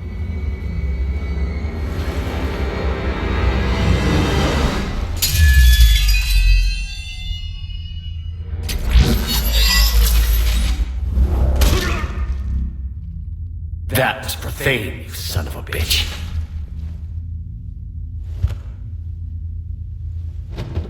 You'll learn that the Catalyst is actually the Citadel and the Reapers have moved it over Earth. Pretty cool of them, I guess. I guess it's time for the final fight. Admiral Hackett boards the Normandy to give a speech, and to be honest, it always kind of bugged me that he did. I get it, in reality, he's the highest ranking person there, and he'd be the one to give a speech, but fuck that. This is all my effort pulling this force together. Go get your own armada, you raisin. But that's whatever. We get to plan together with Anderson and see the fruits of my labors as the fleets pour through the relay.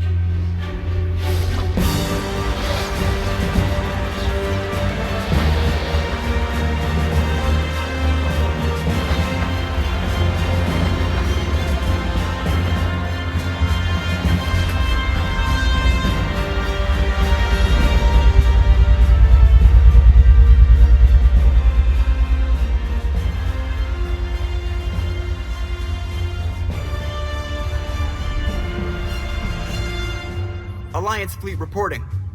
Turian fleet reporting. Asari fleet's reporting.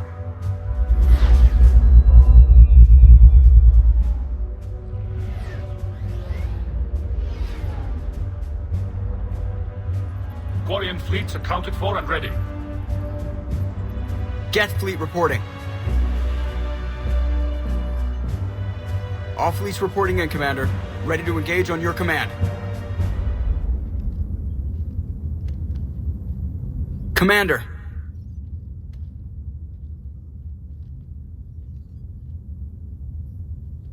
Be careful down there. We'll be fine. Stay focused. Aye, aye.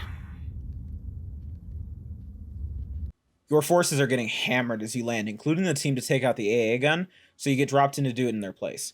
The entire Battle for Earth is one of the best things I've ever played, period. It's difficult, it's dirty, and right from the very beginning, I'm fighting an uphill battle. The shake from the gun firing is a constant reminder to keep moving, and I get sucked into these levels every time. Another interesting touch is that Cortez will get shot down, and his survival will be determined by whether or not you helped him get over the grief of losing his husband, Robert. Nice touch. Blast that cannon with the heavy weapons from the other squad and hold out until you can get picked up by no less than Admiral Anderson. He'll take you to the FOB where you'll get the chance to say your final goodbyes. We both know damn well I'd like to play all of them, but I'll resist the urge and just show you some of the best. Close your eyes.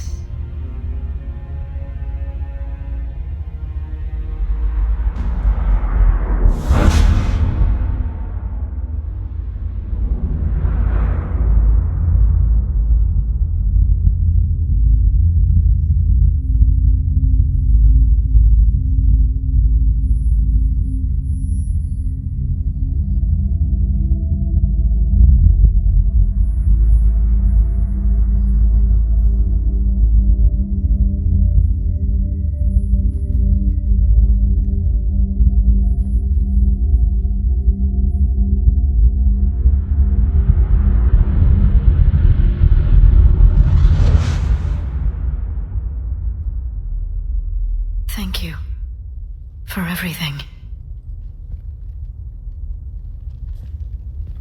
I love you. Now, let's do what needs to be done. Commander? Was it this bad in your time? Worse. I have been listening to the Krogan speak to his men. In our cycle, the races never came together. There was no rallying cry. I envy you. Really? There's not much left out there. The future is still out there. It is something my people could never say. There will be a tomorrow. Only if we win today. No one else has ever made it this far. You came a long way, Javik. Further than anyone else here. And I look forward to fulfilling my mission. But you are now the avatar of this cycle. The exemplar of victory.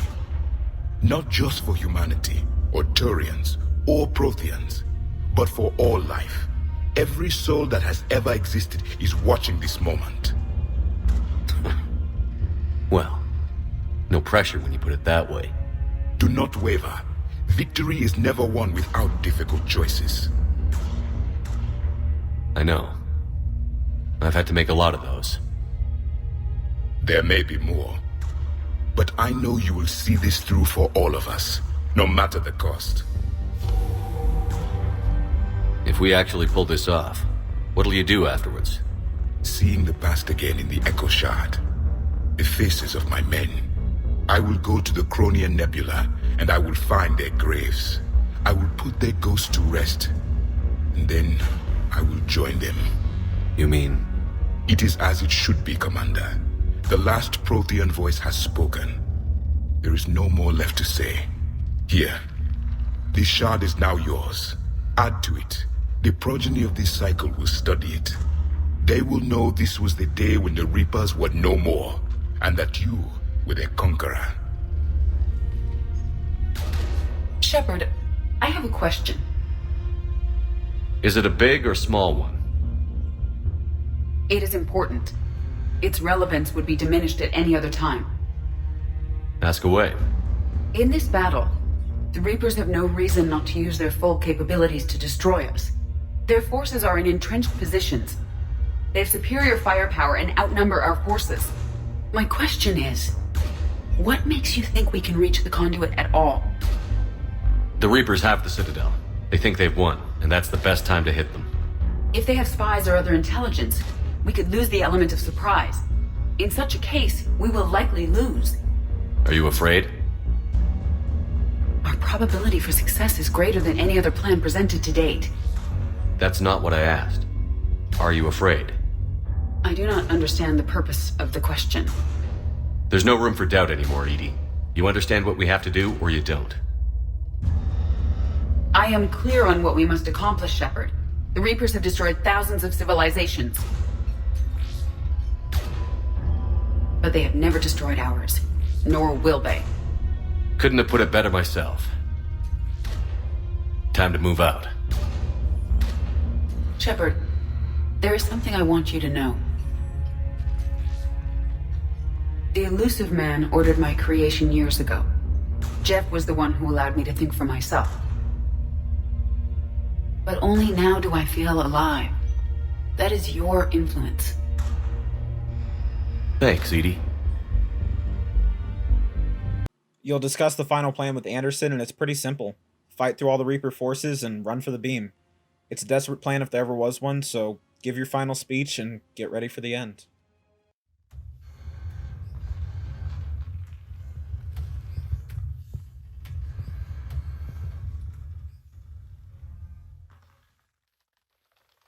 This war has brought us pain and suffering and loss.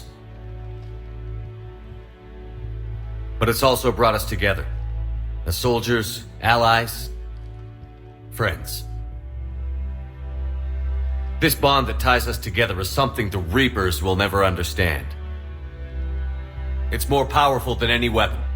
Stronger than any ship. It can't be taken or destroyed. One way or another, this war ends today. There will be no second chances and no room for mistakes. Each of you needs to be willing to die to win the day. Anything less, and you're already dead. But take heart. Look around you. You're not in this fight alone. We face our enemy together. And together, we will defeat them.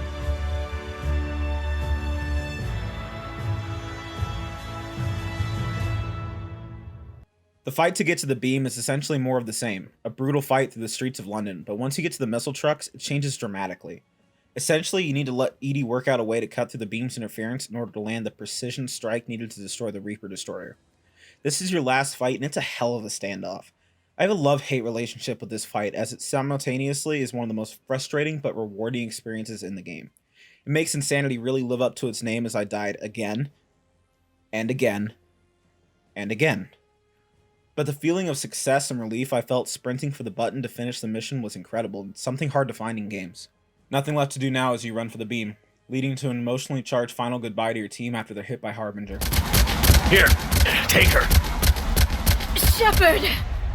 You gotta get out of here. I'm alright, Shepard. Don't argue with me, Liara. You're not leaving me behind. No matter what happens. You mean everything to me, Liara. You always will. Shepard, I am yours.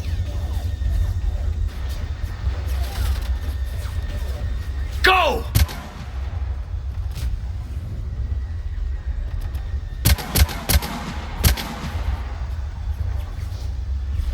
You'll be hit yourself, but find the strength to carry on. You'll be carried to the Citadel and find Anderson there already as you have your final confrontation with the Elusive Man. It's an interesting callback to the chat with Saren, right down to the cybernetics showing off the Reaper's hold on him, but hey, this time you get to shoot him yourself. As you open the arms and sit back to have the last look at Earth with Anderson, I'm sorry to say no action you can take will save him. The Crucible will dock, but nothing will happen as Hackett reaches out, unsure of what to do, as Shepard wills himself forward in a last-ditch attempt to save the world before he's carried above. Commander!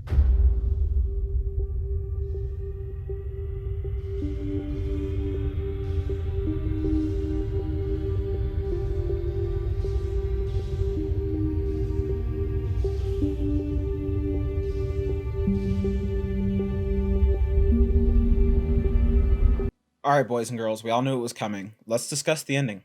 We'll meet the Catalyst, and to avoid repeating the history we'll learn about in Leviathan DLC, I'll be mainly discussing the 3 possible endings, and why I don't hate any of them.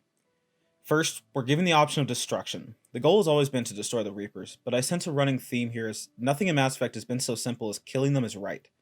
It's explained that destruction will affect all synthetic life, not just the Reapers. This goes to include AI like EDI and the Geth. Now, maybe my predisposition to favor the Geth makes this easier for me, but I fully understand when he explains that synthetics are part of our reality, and what would we ever do without them? We saw what the result of trying to destroy our own creation was in the Quarians and the Geth, and that in the end there was the ability to coexist. This is also the only ending where you can live, but that feels selfish and out of character to me. Next we have the Elusive Man solution, to control the Reapers. We are given the opportunity to control the Reapers ourselves. This means that Shepard will live on as something similar to the Catalyst and will control the Reapers as he sees fit, but his body will be destroyed. This seems rather out of character for my Shepard, as we all know absolute power corrupts absolutely, and it seems doomed to fail. But, assuming your effective military score is high enough, over 2800, you'll be given the option of synthesis. It will use the energy of the Crucible to combine synthetic and organic life, effectively making us one. It's described as the natural evolution where we're going one way or another. To do it, you'll add your own energy to the Crucible, being destroyed in the process. It feels as if the whole game was leading up to this when you think about it. A large portion of Shepard's body is already synthetic, and you spent the whole series bringing people together. In Mass Effect, you brought together a crew from all corners of the galaxy against Sovereign. In the second game, you expanded your team and fought as one to end the Collector threat. In this game, you united the Turians and the Krogan, then the Quarians and the Geth. People said to have nothing in common but hatred for one another. You united an entire galaxy, and now it's your chance to end conflict forever. Of course it's a choice you're going to make. I feel like anyone who breaks this ending down to red, blue, green is completely ignoring what a beautiful story they've just taken part in. The final cutscenes give me goosebumps every time as we see Joker fight to stay, never wanting to leave us alone, and then the score, the perfect score, kicks in. I love it because it's not the ending I wanted. I wanted to watch Shepard ride off into the sunset with his crew, finally able to live a life free of the Reaper threat. But Shepard is a hero, and so he gives his life without hesitation for those he spent his life fighting for. Maybe people don't like this because it hurts. It hurts to know that our future won't be enjoyed by the one who won it for us. Maybe we were just upset that it really was our last run, that this was goodbye. But in watching the tribute to all the futures we helped preserve, I can't help but wipe my tears and smile. This may be the end of Shepard, but it's not goodbye for me, as we have plenty more to talk about before we finish our journey together. So let's get into the side missions that made this game oh so special. As the line between synthetic and organic disappears, we may transcend mortality itself. To reach a level of existence I cannot even imagine. And we will remember that this chance for a new life did not come without cost.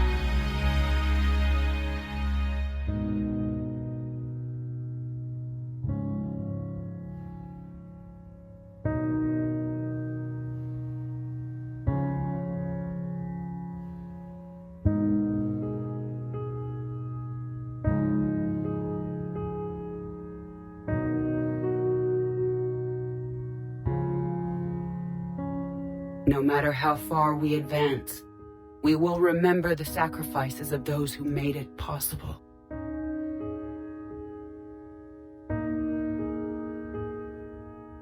And we will remember Shepard.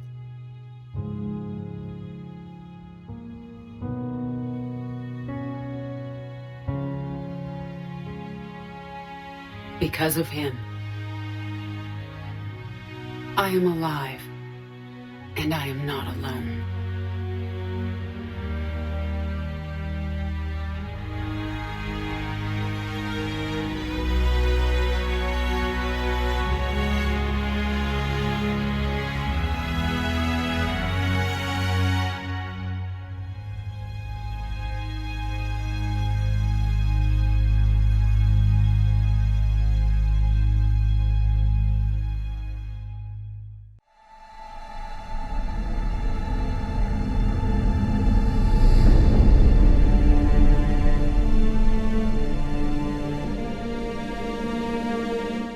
So we're going to keep our look into side content pretty short as to keep video length down.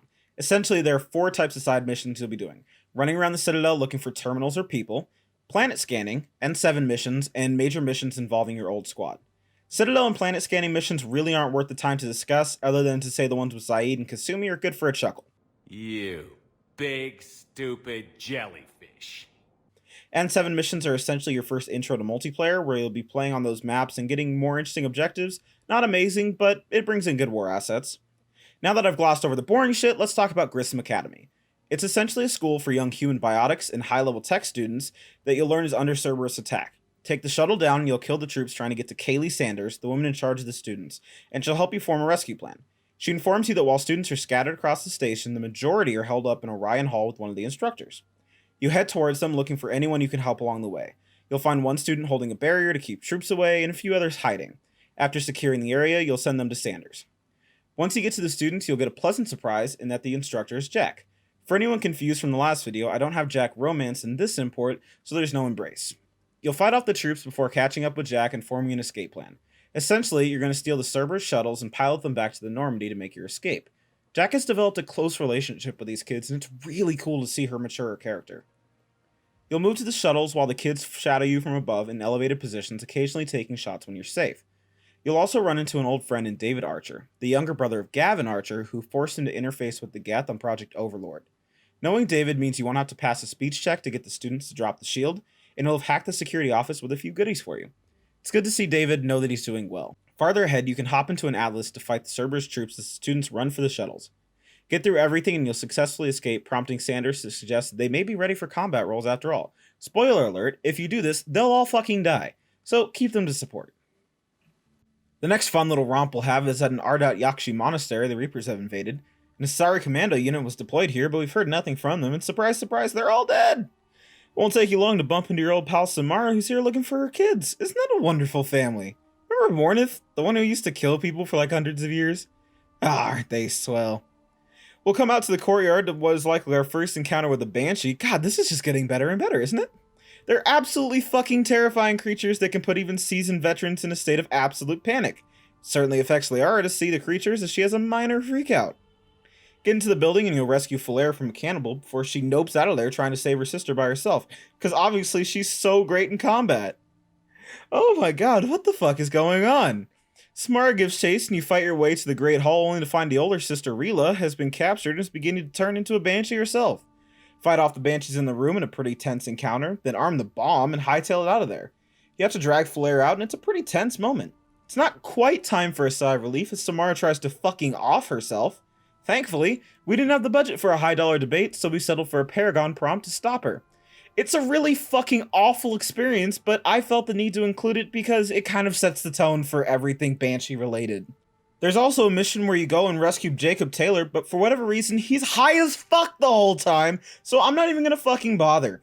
Although, here's a funny clip of him at the hospital. That project is crazy. Freaking huge. And all these brilliant minds are working night and day trying to figure it out. I wish you could see them. Heads down, piecing it together. It's something to see. We'll get this crucible built, Shepard. And then, we'll win this thing. I feel it. Do you feel it? Yeah, sure, I feel it. And I'm counting on you and everyone there. Get it done. Believe it.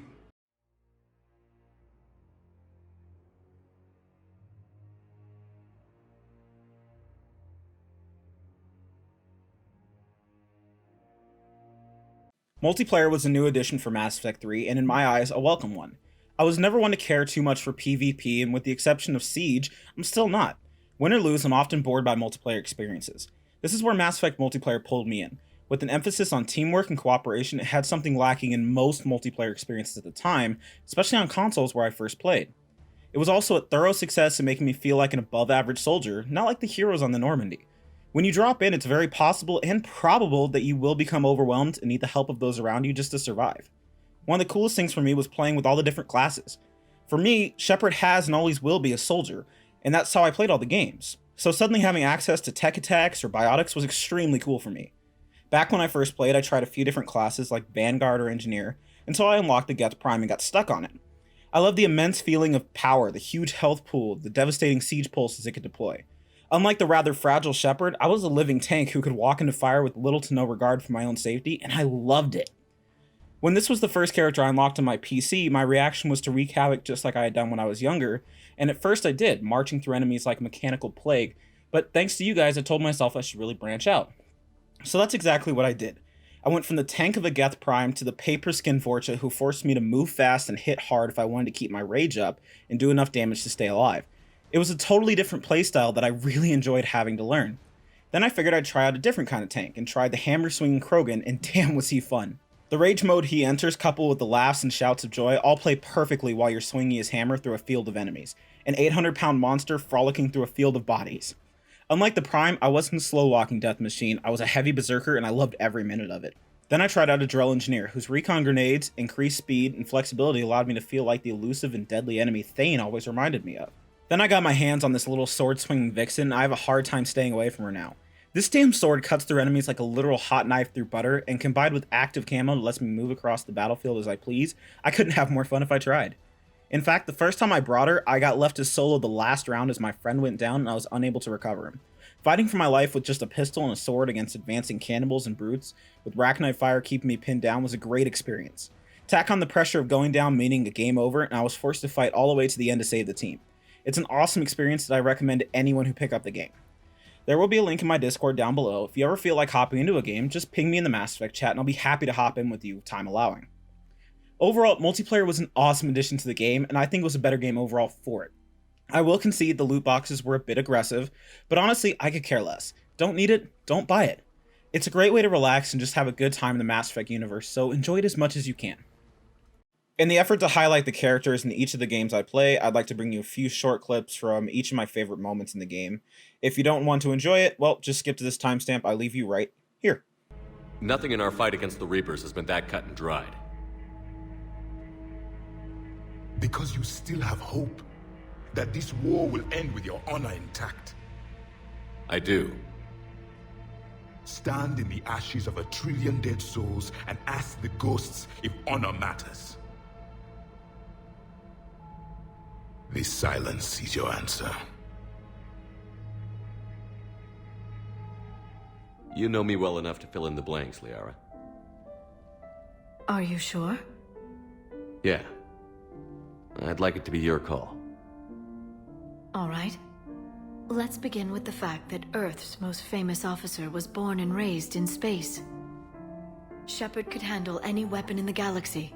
The Alliance never saw a deadlier soldier. He was a soldier and a leader, one who made peace where he could. And it was a privilege to know him. Careful this doesn't sound like a diary. I can't help myself. You're a good friend, Shepard.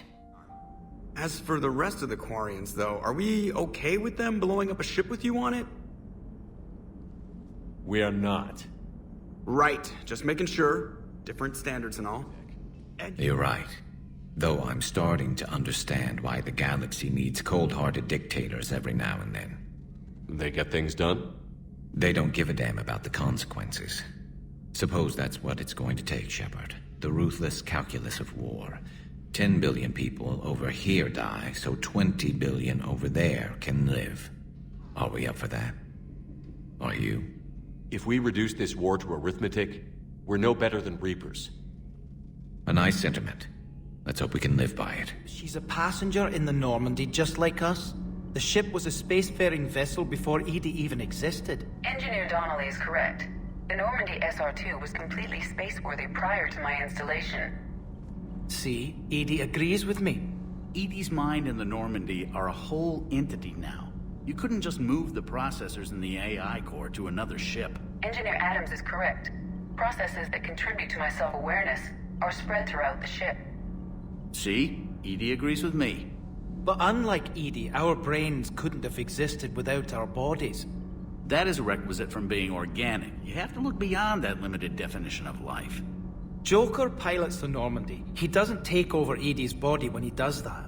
When EDI controls the ship, she's piloting, just like Joker.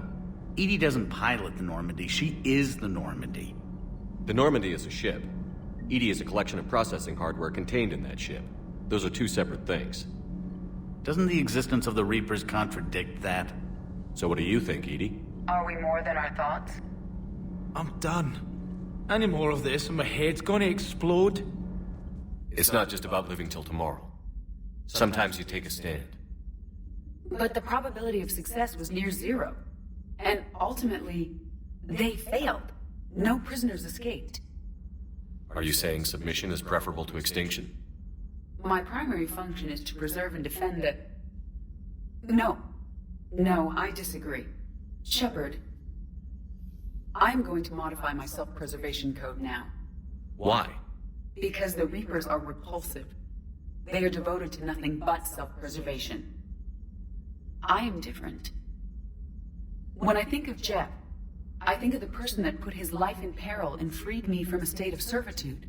I would risk non-functionality for him. And my core programming should reflect that.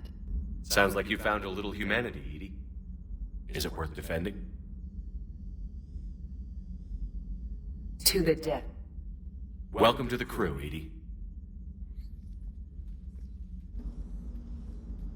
How's it going? Did I miss anything good? I will explain later, Jeff. But it was something good. The Batarians made enemies throughout the galaxy. And now you've paid the price for it. We were a proud race. A beautiful race. Have you seen what the Reapers have done to us? I'm trapped on this Citadel. Our warships only know the locations of Reaper forces because I've tapped Council transmissions. I am the highest-ranking military officer left in the hegemony, and I can't save my people. But I can end you. Balak, you sent that asteroid toward Terra Nova to help your people. But what does killing me accomplish? Vengeance. The Bahak system. They would have died anyway when the Reapers showed up. You know that. I'm uniting the Krogan and the Turians. We're the best hope for this galaxy. If you care about your people... Ah! Our ships are yours. Shepard, are you all right? Fine. You won't have any more trouble with those codes. Is that... Do you want me to arrest him? I want you to put a bullet in his head. But we're all making some sacrifices today. Let him go. Spectre Authority. Understood, Commander. Hey, that's him. That's my Cerberus contact. Hey, you! You're under arrest.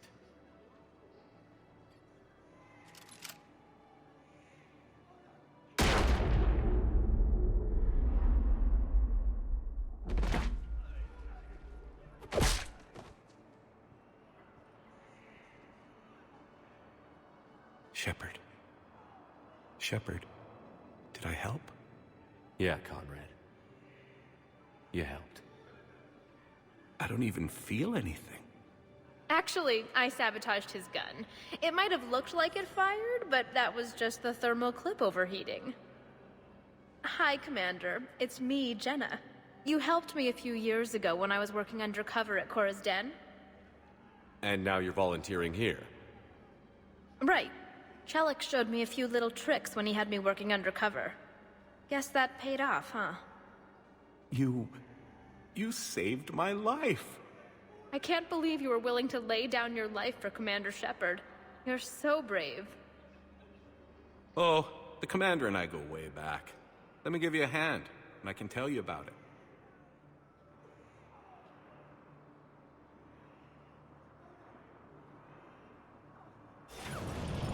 That was an easy one. Let you build up your confidence. Long range, I wrote the book. Nobody alive can do this, not even Commander Shepard. Give me a tough one.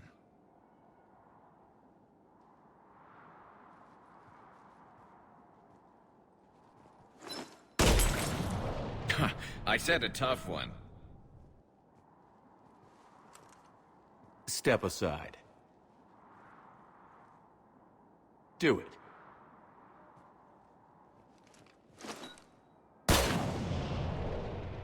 I'm Garrus Vicarian, and this is now my favorite spot on the Citadel. It's windy up here. Think I'm going to erect a monument right here. Bronze this gun so the whole galaxy knows. That you're the king of the bottle shooters. Glad you're around, Garrus. Never know when the bottles might revolt. Imagine if everyone you knew was dead. You could not remember their faces, or the color of the sky above your home. The memories were gone, but so was the pain. Would you want to remember that, Commander? Even if it meant watching everyone die again? I once commanded a ship like this one. A loyal crew with many friends. Was captured. Only I escaped. What happened to them? Indoctrinated. The Reapers sent them against me. Year after year, battle after battle, I was hunted by my own people. Every encounter, a reminder of my failure as a soldier. Sorry. I had no idea. Until the Battle of the Quarian Nebula. I had only my knife left. I cornered my men and slit their throats one by one. I watched them bleed to death to be certain. That must have been... It was the day I understood. War is atrocity committed in the name of survival. It is a lesson I wish I had never learned.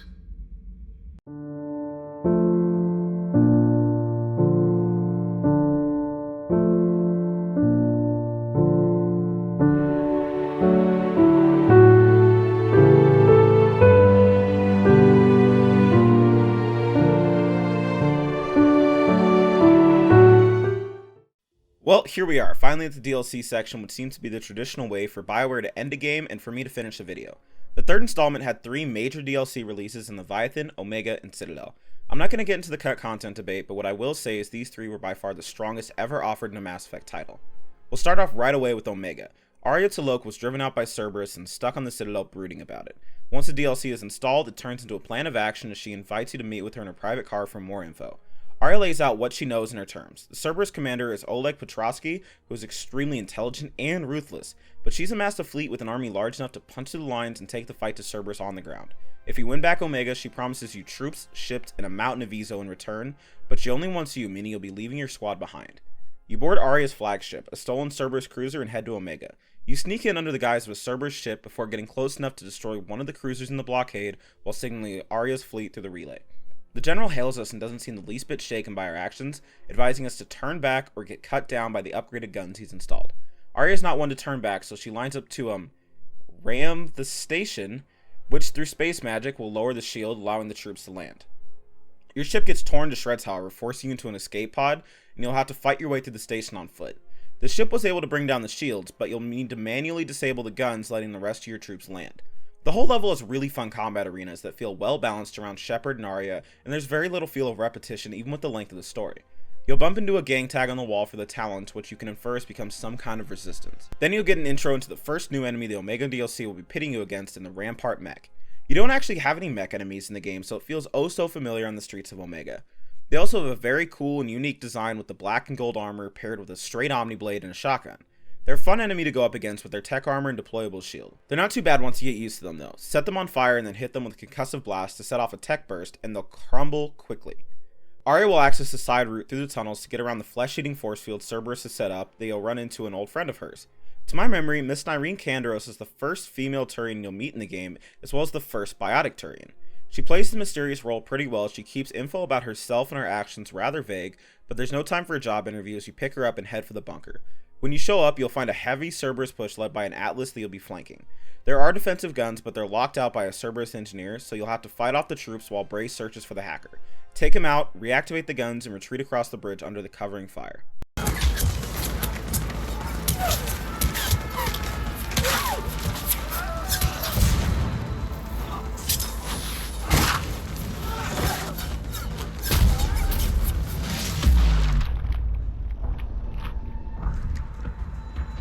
Nice guns. They'll keep the General's forces at bay for a while. Let's get inside. Bunker team, retract the bridge and lower the blast door. We're coming in.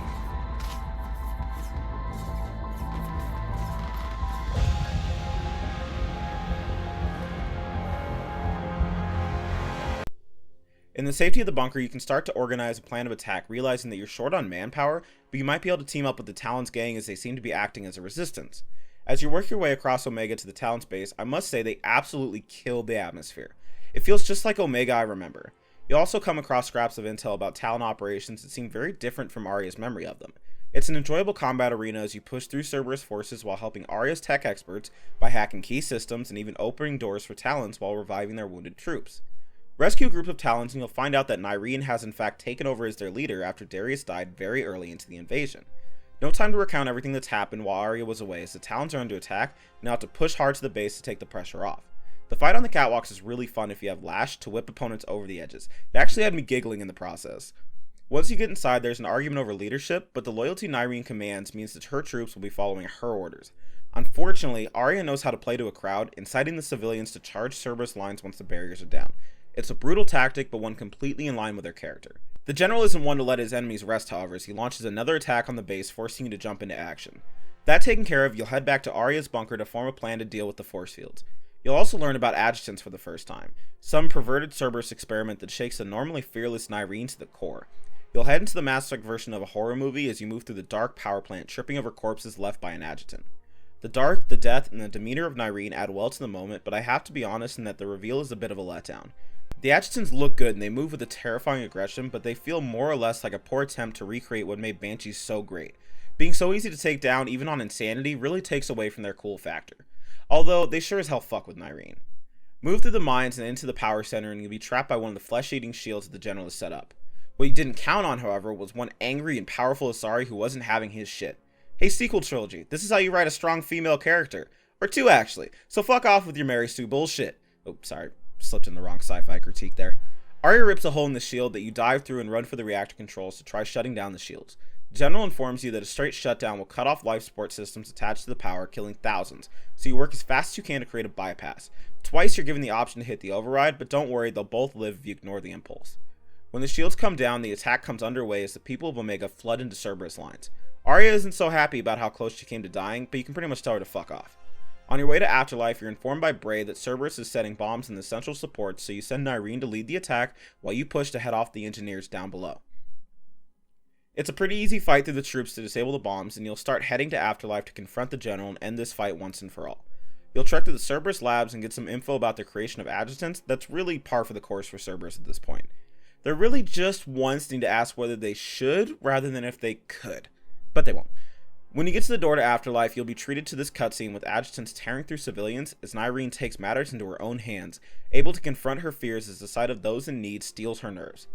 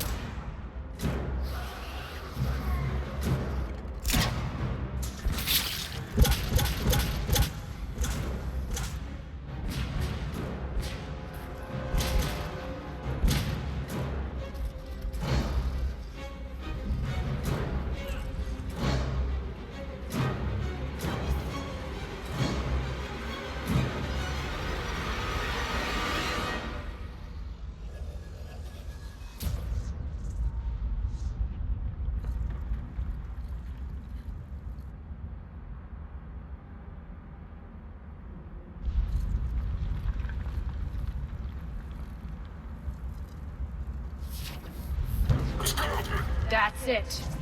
Tell your boss I'm coming for him.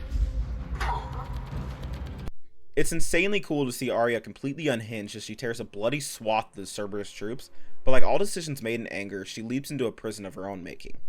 It is, however, really easy to get her out of it, sprinting from one generator to the next.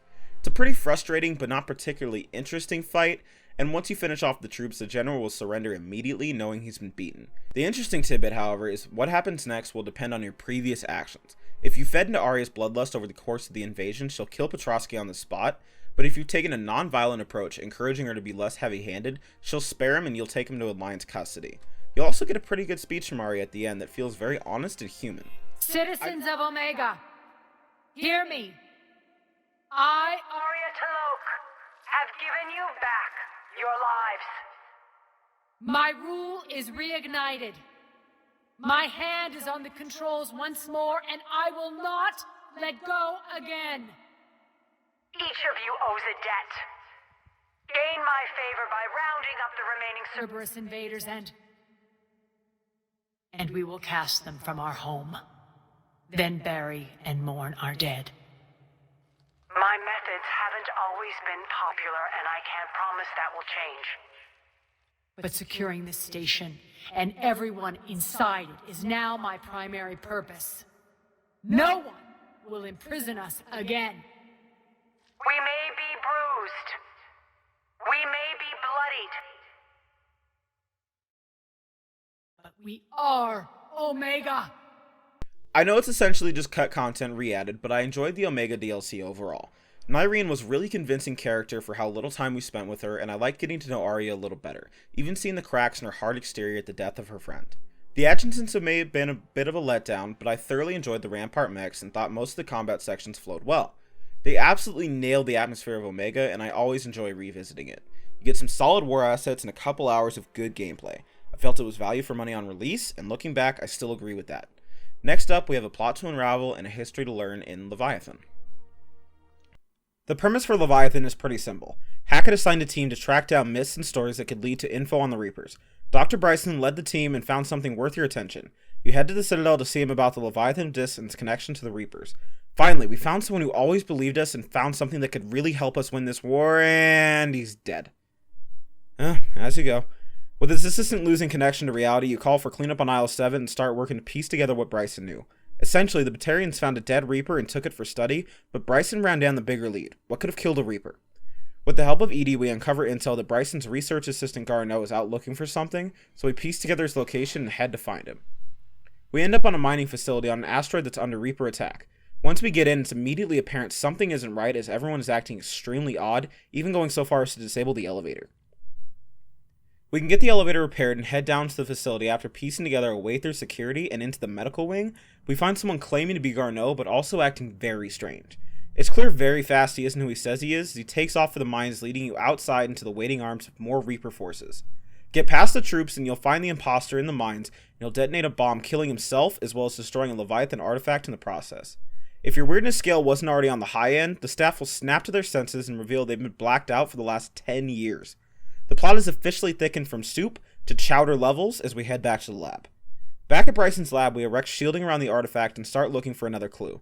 A message from his daughter on the answering machine informs us she's also on the hunt, and we narrow down her location using context clues from her assigned project. Once we get a location, we head to the dig site to find that it's, you guessed it, under attack by Reapers.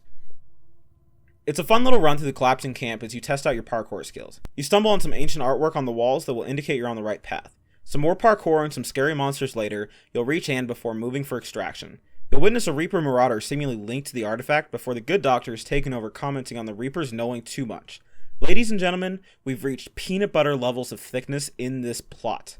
Destroy the artifact and wade into the enemies while waiting for Cortez to land the shuttle. Make her contractually required escape under fire before breaking the news to Anne about her father. Considering everything going on, she takes it pretty well. When we get back to the lab, the doctor will suggest without any more leads, the best plan of action will be to allow Leviathan to take her over through the artifact and trace the signal. It's a pretty insane plan, but so is everything we do, and without a better idea, we have to go for it. Leviathan slams Anne, and you're giving 2 renegade prompts to delay raising the shield so you can narrow down the search further. She won't die if you do, but James will judge you, although I'm not sure how much I care about his opinion. Once you've tracked him down, you'll fly to Leviathan's location and take the shuttle down to the surface, which actually isn't under Reaper attack.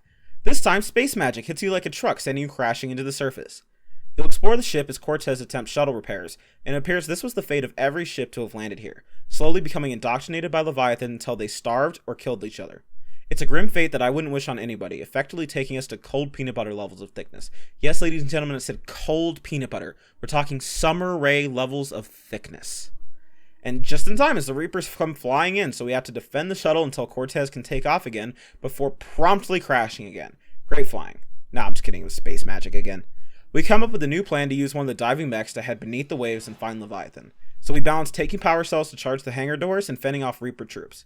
Once we get into the mech, we'll defeat the rest of the troops before having Cortez inspect it for the dive. No time to waste, we'll head deep beneath the waves as the depth leaves us dark and alone. It's a beautifully made scene that reminds me of Subnautica. You won't have to go far before you find what you've been looking for this whole time as Leviathan rises to greet you. It's not long, so I'm going to let it play.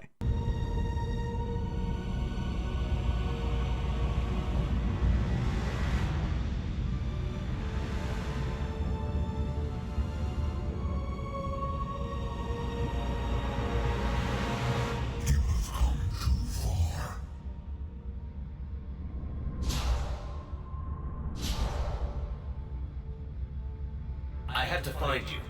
This is not your domain. You have breached the darkness. You killed a Reaper. I need to know why. They are the enemy. One that seeks our extermination.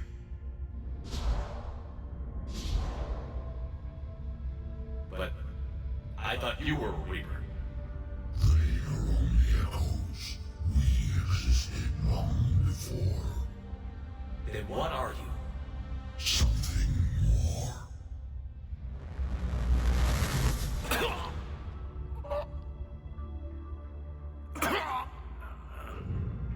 Your mind belongs to me.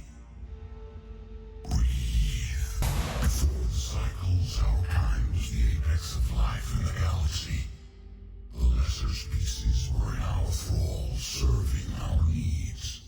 We grew more powerful and they were cared for, but we could not protect them from themselves. Over time, the species built machines that then destroyed them. Tribute does not flow from a dead race. To solve this problem, we created an intelligence with a mandate to preserve life at any cost. As the intelligence evolved, it studied the development of civilizations. Its understanding grew until it found a solution. In that instant, it betrayed us. It chose our kind as the first harvest. From our essence, the first Reaper was created. You call it Harbinger. How did the intelligence defeat you? To find a solution, it required information. Physical data drawn from organic life in the cosmos. It created an army of pawns that searched the galaxy, gathering this data. There was no warning. No reason given when they turned against us. Only slaughter. Only the harvest. Nothing will change. You're responsible for this. Every race that's ever been destroyed is because of you. And now the Reapers will destroy you too. Unless you start fighting. Even if you survive the battle today, the Reapers won't stop. Ever. Release me and we have a chance to end this, once and for all.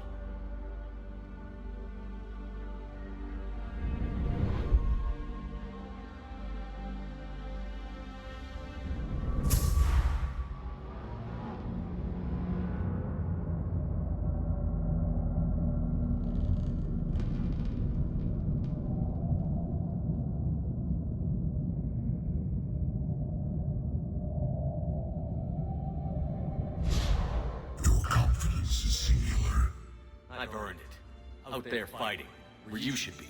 It is clear why the Reapers perceive you as a threat. Your victories are more than a product of chance. We will fight, but not for you or any lesser race. We were the first, the apex race. We will survive. And the Reapers who trespass on this world will understand our power. They will become our slaves.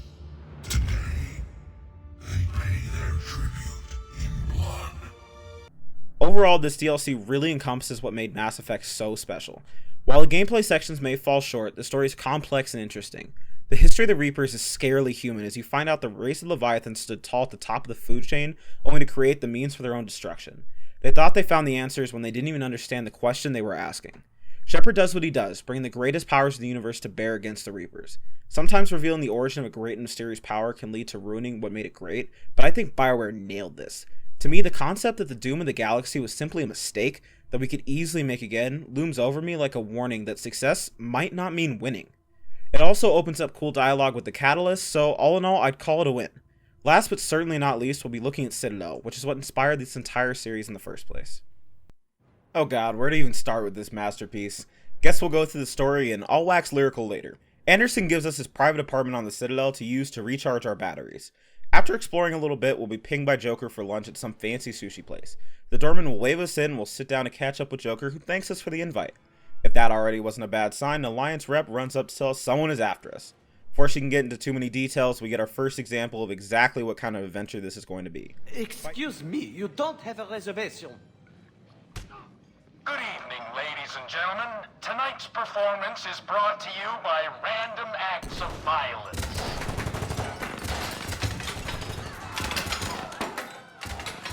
Get down. Man, I love show business. Spread out, boys. Find me Shepard.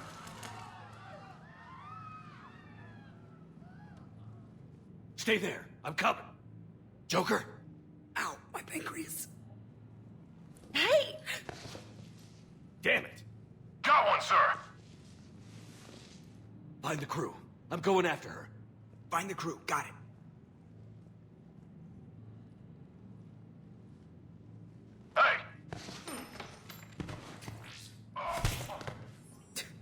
You used me as bait? Go. You used me as bait! Fight your way to Brooks and you'll promptly fall through the fish tank. You'll fight your way through a set of markets that feel oh so cyberpunk, filled with a ton of hilarious messages you can read along the way, from not licking the fruit to blacking out from an ACL tear after doing something extreme! It's all great. Use your Spectre access to get across the bridge and into the Sky Car lot where you'll meet your love interest. Having a bad day, Shepard? After getting the shop owner to open the door, you'll run to the C-Sec shuttle only to find yourself ambushed. Thankfully, you got yourself a surprise visitor.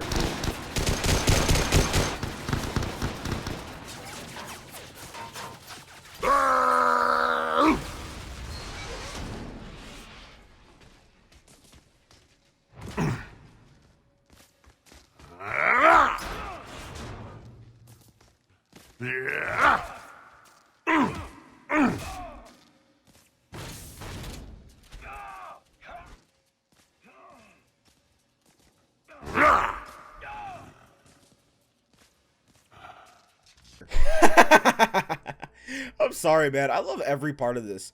As you fight off the mercs waiting for Joker, you can actually destroy the sky cars in the lot, which will lead to the owner screaming in despair from the back of the shop. Get out of there and back to the hideout, and you'll look for a clue to your attacker by tracing the origins of the awesome pistol he pulled off one of the mercs. Seriously, it's probably the best gun in the game. While the R works, you can see what your crew thinks about your little escapade through the markets.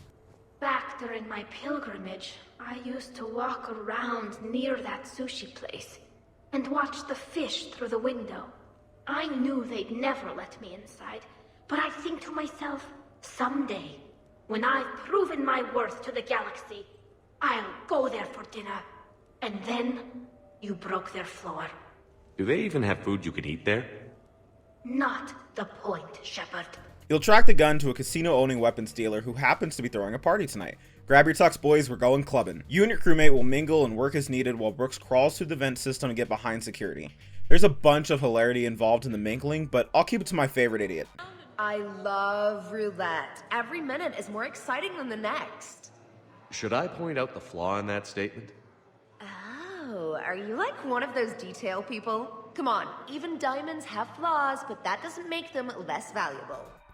Work your way through the security system and you'll find out the arms dealer will be slightly dead, as most people are.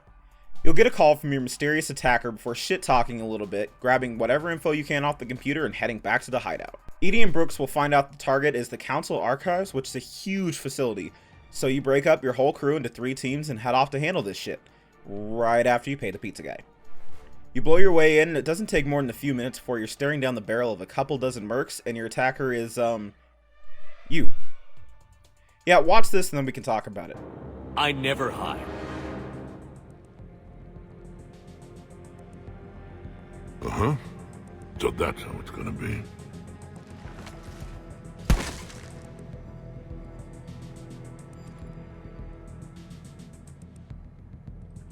Who are you? You weren't the only Shepard that Cerberus brought back to life. but at least one of us will finally do something with it. Where did you come from? The same DNA as you. A clone. Yeah, so Shepard has a clone, and if that surprises you, then you haven't really been paying attention to the state of the galaxy. It's a lot like 2020, really. The mission only gets better from here. It's a great run through the archives, the squad making fun of Shepard and his clone, funny clips from the mercs, and even complaints about shooting people on a ladder being dirty play. Once you get into the archives themselves, you can find some really cool info about the galaxy. Most of it you knew, but with video or audio you've never had access to before. Glyph even finds himself an Elcor mating totem. Can't even say that word. Elcor mating totem. You can even find some of the early deliberation involving Shepard's appointment to Spectre status. Fight through the mercs and you'll find yourself trapped in a vault as your clone reveals himself and Brooks will be working together the whole time. Shepard expresses his displeasure with the two and we get this hilarious section as they're sealed away. I should go. Farewell, Commander. I guess this is where legends go to die.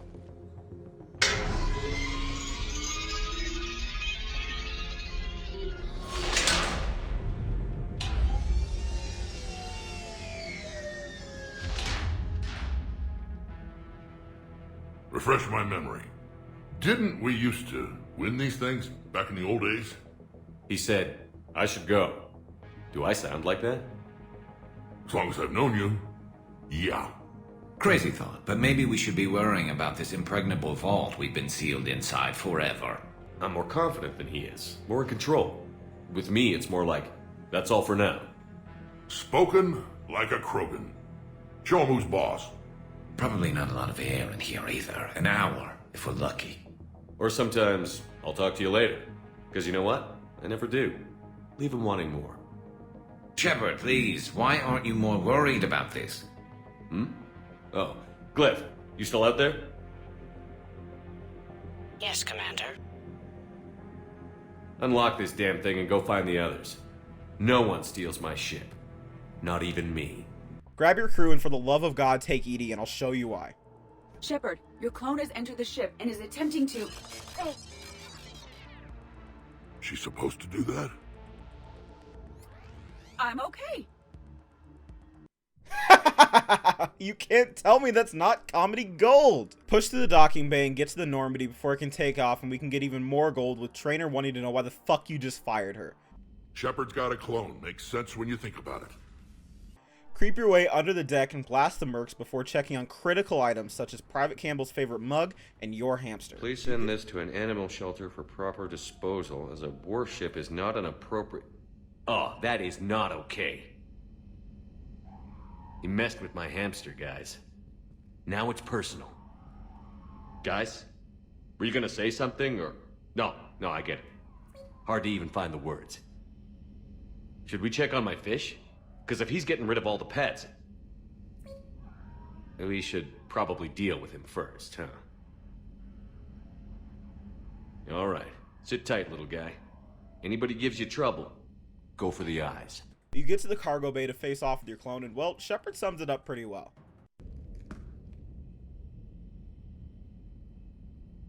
Well, that's creepy. It's not a bad fight, but just like you, your clone will spam Metagel when it gets close to dying, and you get to live through the frustrations of higher level enemies. Burn through his Metagel supply and you'll trigger the cutscene where you get a really good analogy for Shepard's strength, as in his moment of weakness, the crew comes to his rescue. Oh, and the clone dies either way, so boot his ass yourself. All that's really left is Brooks and a crummy merc pilot. EDI's got him covered, and while you could keep Brooks alive for the 15 war asset points, this is more appropriate. You'll miss me.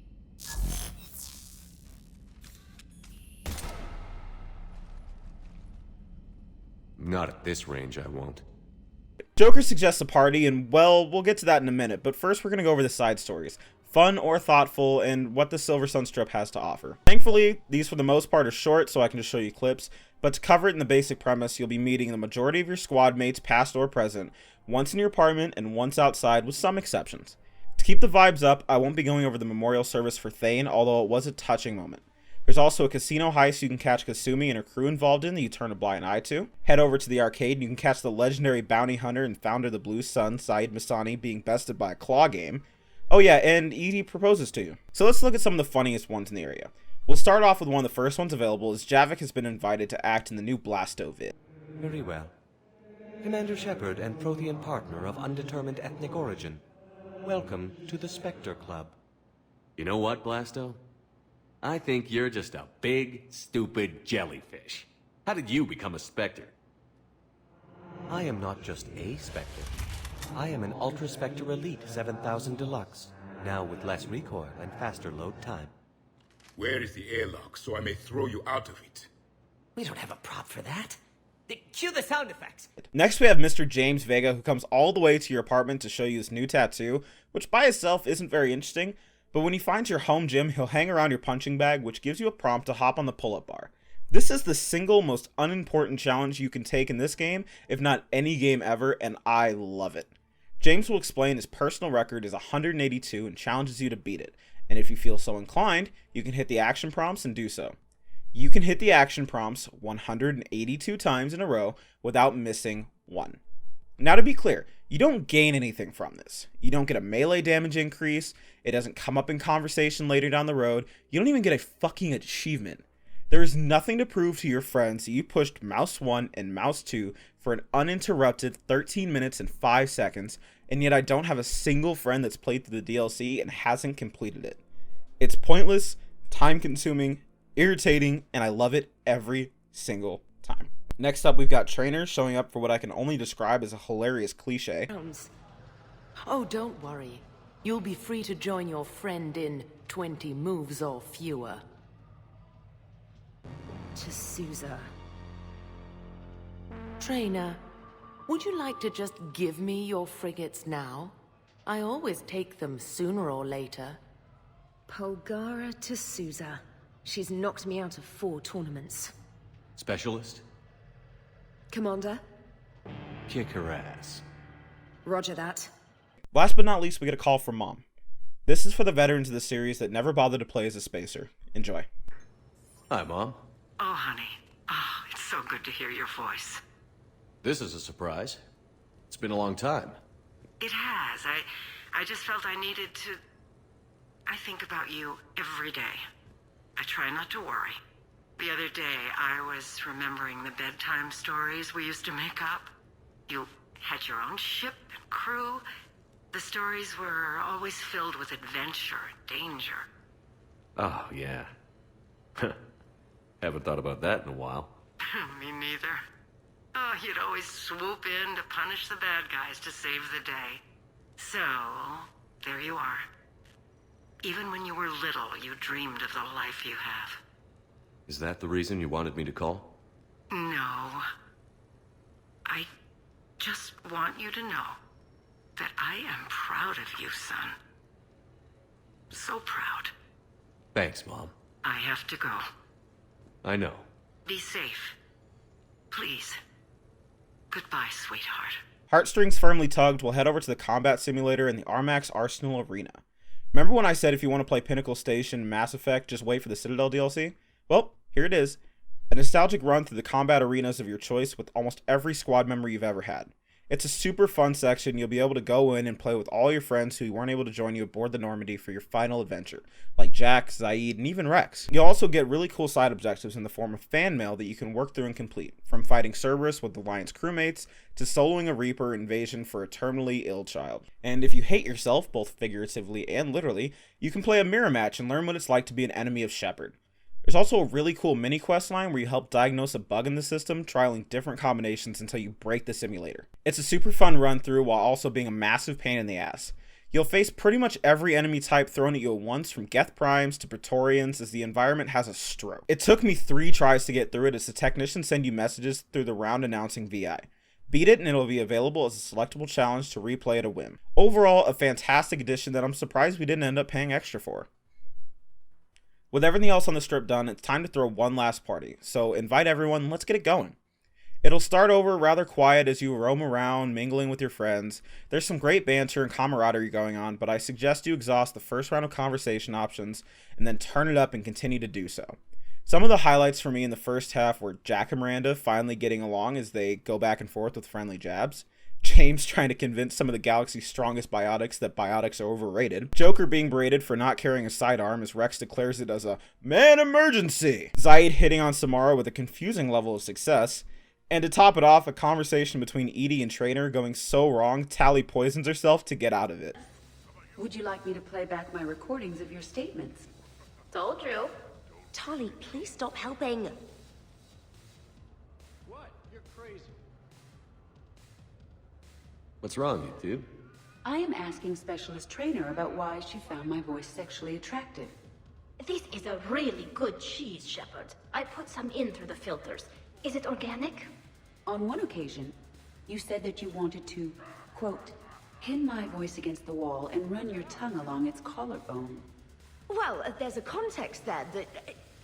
you were talking about quantum entanglement, and I didn't know you were an AI. There's some kind of herb in the cheese that I can't quite place. Is it sage or basil? Anyway, I was just joking. You know, stress of the retrofits and... Really?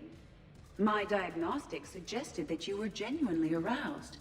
It's really rare to get herbed dextro cheeses. The Turians almost never bother. You have diagnostics. Cerberus programmed you to check body language. I get more reliable results measuring pupil dilation and thermal readings of erogenous zones. Oh, good lord. Wait, this is dextro cheese, right? Keela, did I forget to scan the cheese? This is why I don't drink. Fair's fair, Trainer. Edie has a right to ask about what you said.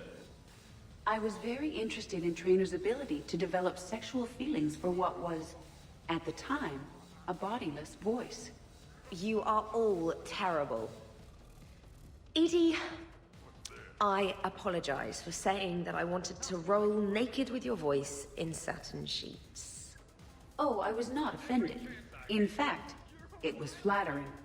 Even the part where I wanted to grab your voice by the hair and nibble my way down its back.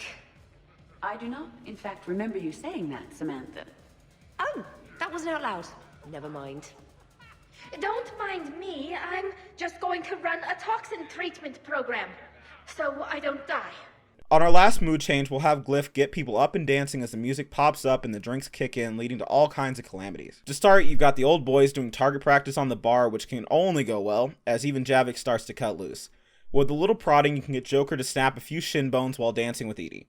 Shepard hops into a circle to show off his notoriously bad dancing skills, but I mean, damn Tally, shake them hips. You find Kasumi rummaging through your underwear drawer before thanking you for a great time she's having. Grunt is getting ahead on the hangovers everyone will be feeling tomorrow as he describes his attitude towards lettuce. Damn your lettuce. James gets a ride on the blue side before hitting the most amazing dance moves I've ever seen.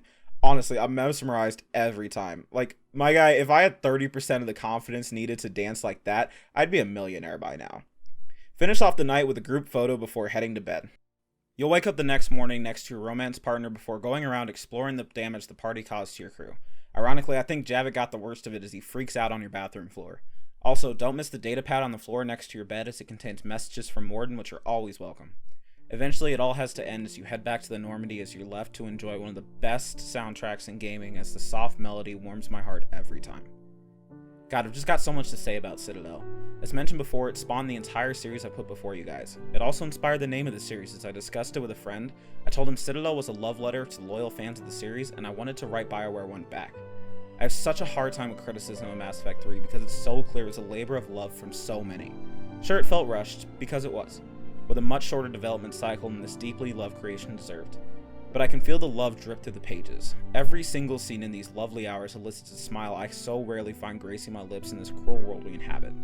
The main plot was dark and heavy, so to live through a comedy for a couple of hours, and to do it with the family I've spent so long with, just downright makes me happy. I've played through the game dozens of times just to get to Citadel and enjoy one last adventure as one of the most heartfelt send-offs to a franchise I've ever seen. No one walked away from this unhappy, and that's why I say you should leave the party as the very last thing you do in the game. In my eyes, it's the ending BioWare envisioned for us. They are the crew and we are Shepard, as we say goodbye to this journey we all went on together. Thank you, BioWare.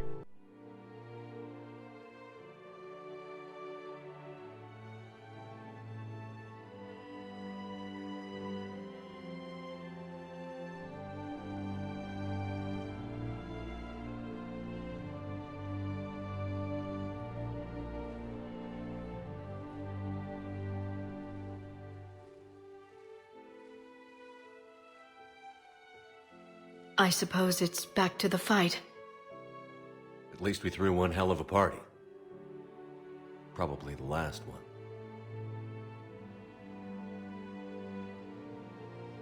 You may be right, but whatever happens, I know you'll see this through, and I'll be right there with you.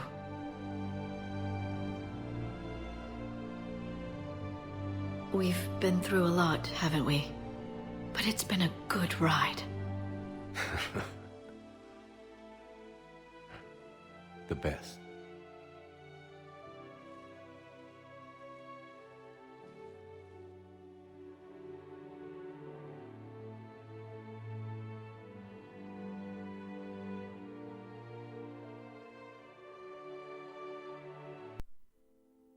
All that being said, I just want to say how much I enjoyed Mass Effect 3 and the hundreds if not thousands of hours I've spent with it. From curing the Genophage, to bartering peace between the Geth and Quarians, to the fall of Thesia, destruction of Cerberus, and retake of Earth, every moment was made special by what came before. I'll admit, if you took the game by itself and played it without knowledge of the other two, you would probably look down on it. But like all great stories, Mass Effect was told in 3 pieces, and they are greater than the sum of their parts. From start to finish, if looked at as a whole, it's a truly beautiful arc for the universe, the characters, and Shepard. And if you hate it, that's fine. I think you're wrong, and I'd love to prove it to you, but it's okay, because I'm going back to Stake Bentley on this one. Art should not denote quality. Art is anything that can communicate an idea. It can be art and still be bad. BioWare chiseled out a sculpture just for me, and I'll have it to enjoy until the end of my years. If you stuck around this long, I'd truly like to say thank you. I've made these videos for myself and no one else, but if even just one person can enjoy them, well, it's just icing on the cake. As far as Andromeda goes, I have some very strong feelings about it, and I'd prefer to stay positive about the topics I cover, but I'll make you a deal. I'll leave a pinned comment below, and the day it gets 100 likes, I'll start on that game. For now, I've got a list of games I want to start on, so I'll begin working on those. Thank you to Emilio Martinez for joining me as I recorded multiplayer footage, and Retronyash for the Longplay audio I used when my save recording software shit the bed. If you'd like to discuss the game, hop into a game of multiplayer, or use any of the footage I gathered in the making of this, or even just need a friendly ear to listen to you, just click the link in my Discord below and post in the Mass Effect chat, or send Purple PP a direct message. I'd be happy to talk with you. Well, I guess that's really it. This has been a long journey, and I'm really happy with how it came out. I'm sure I could have done better, and I hope I'll do better in the future, but for now, I'm happy. This is Purple signing off. Have a wonderful day, and always remember to smile.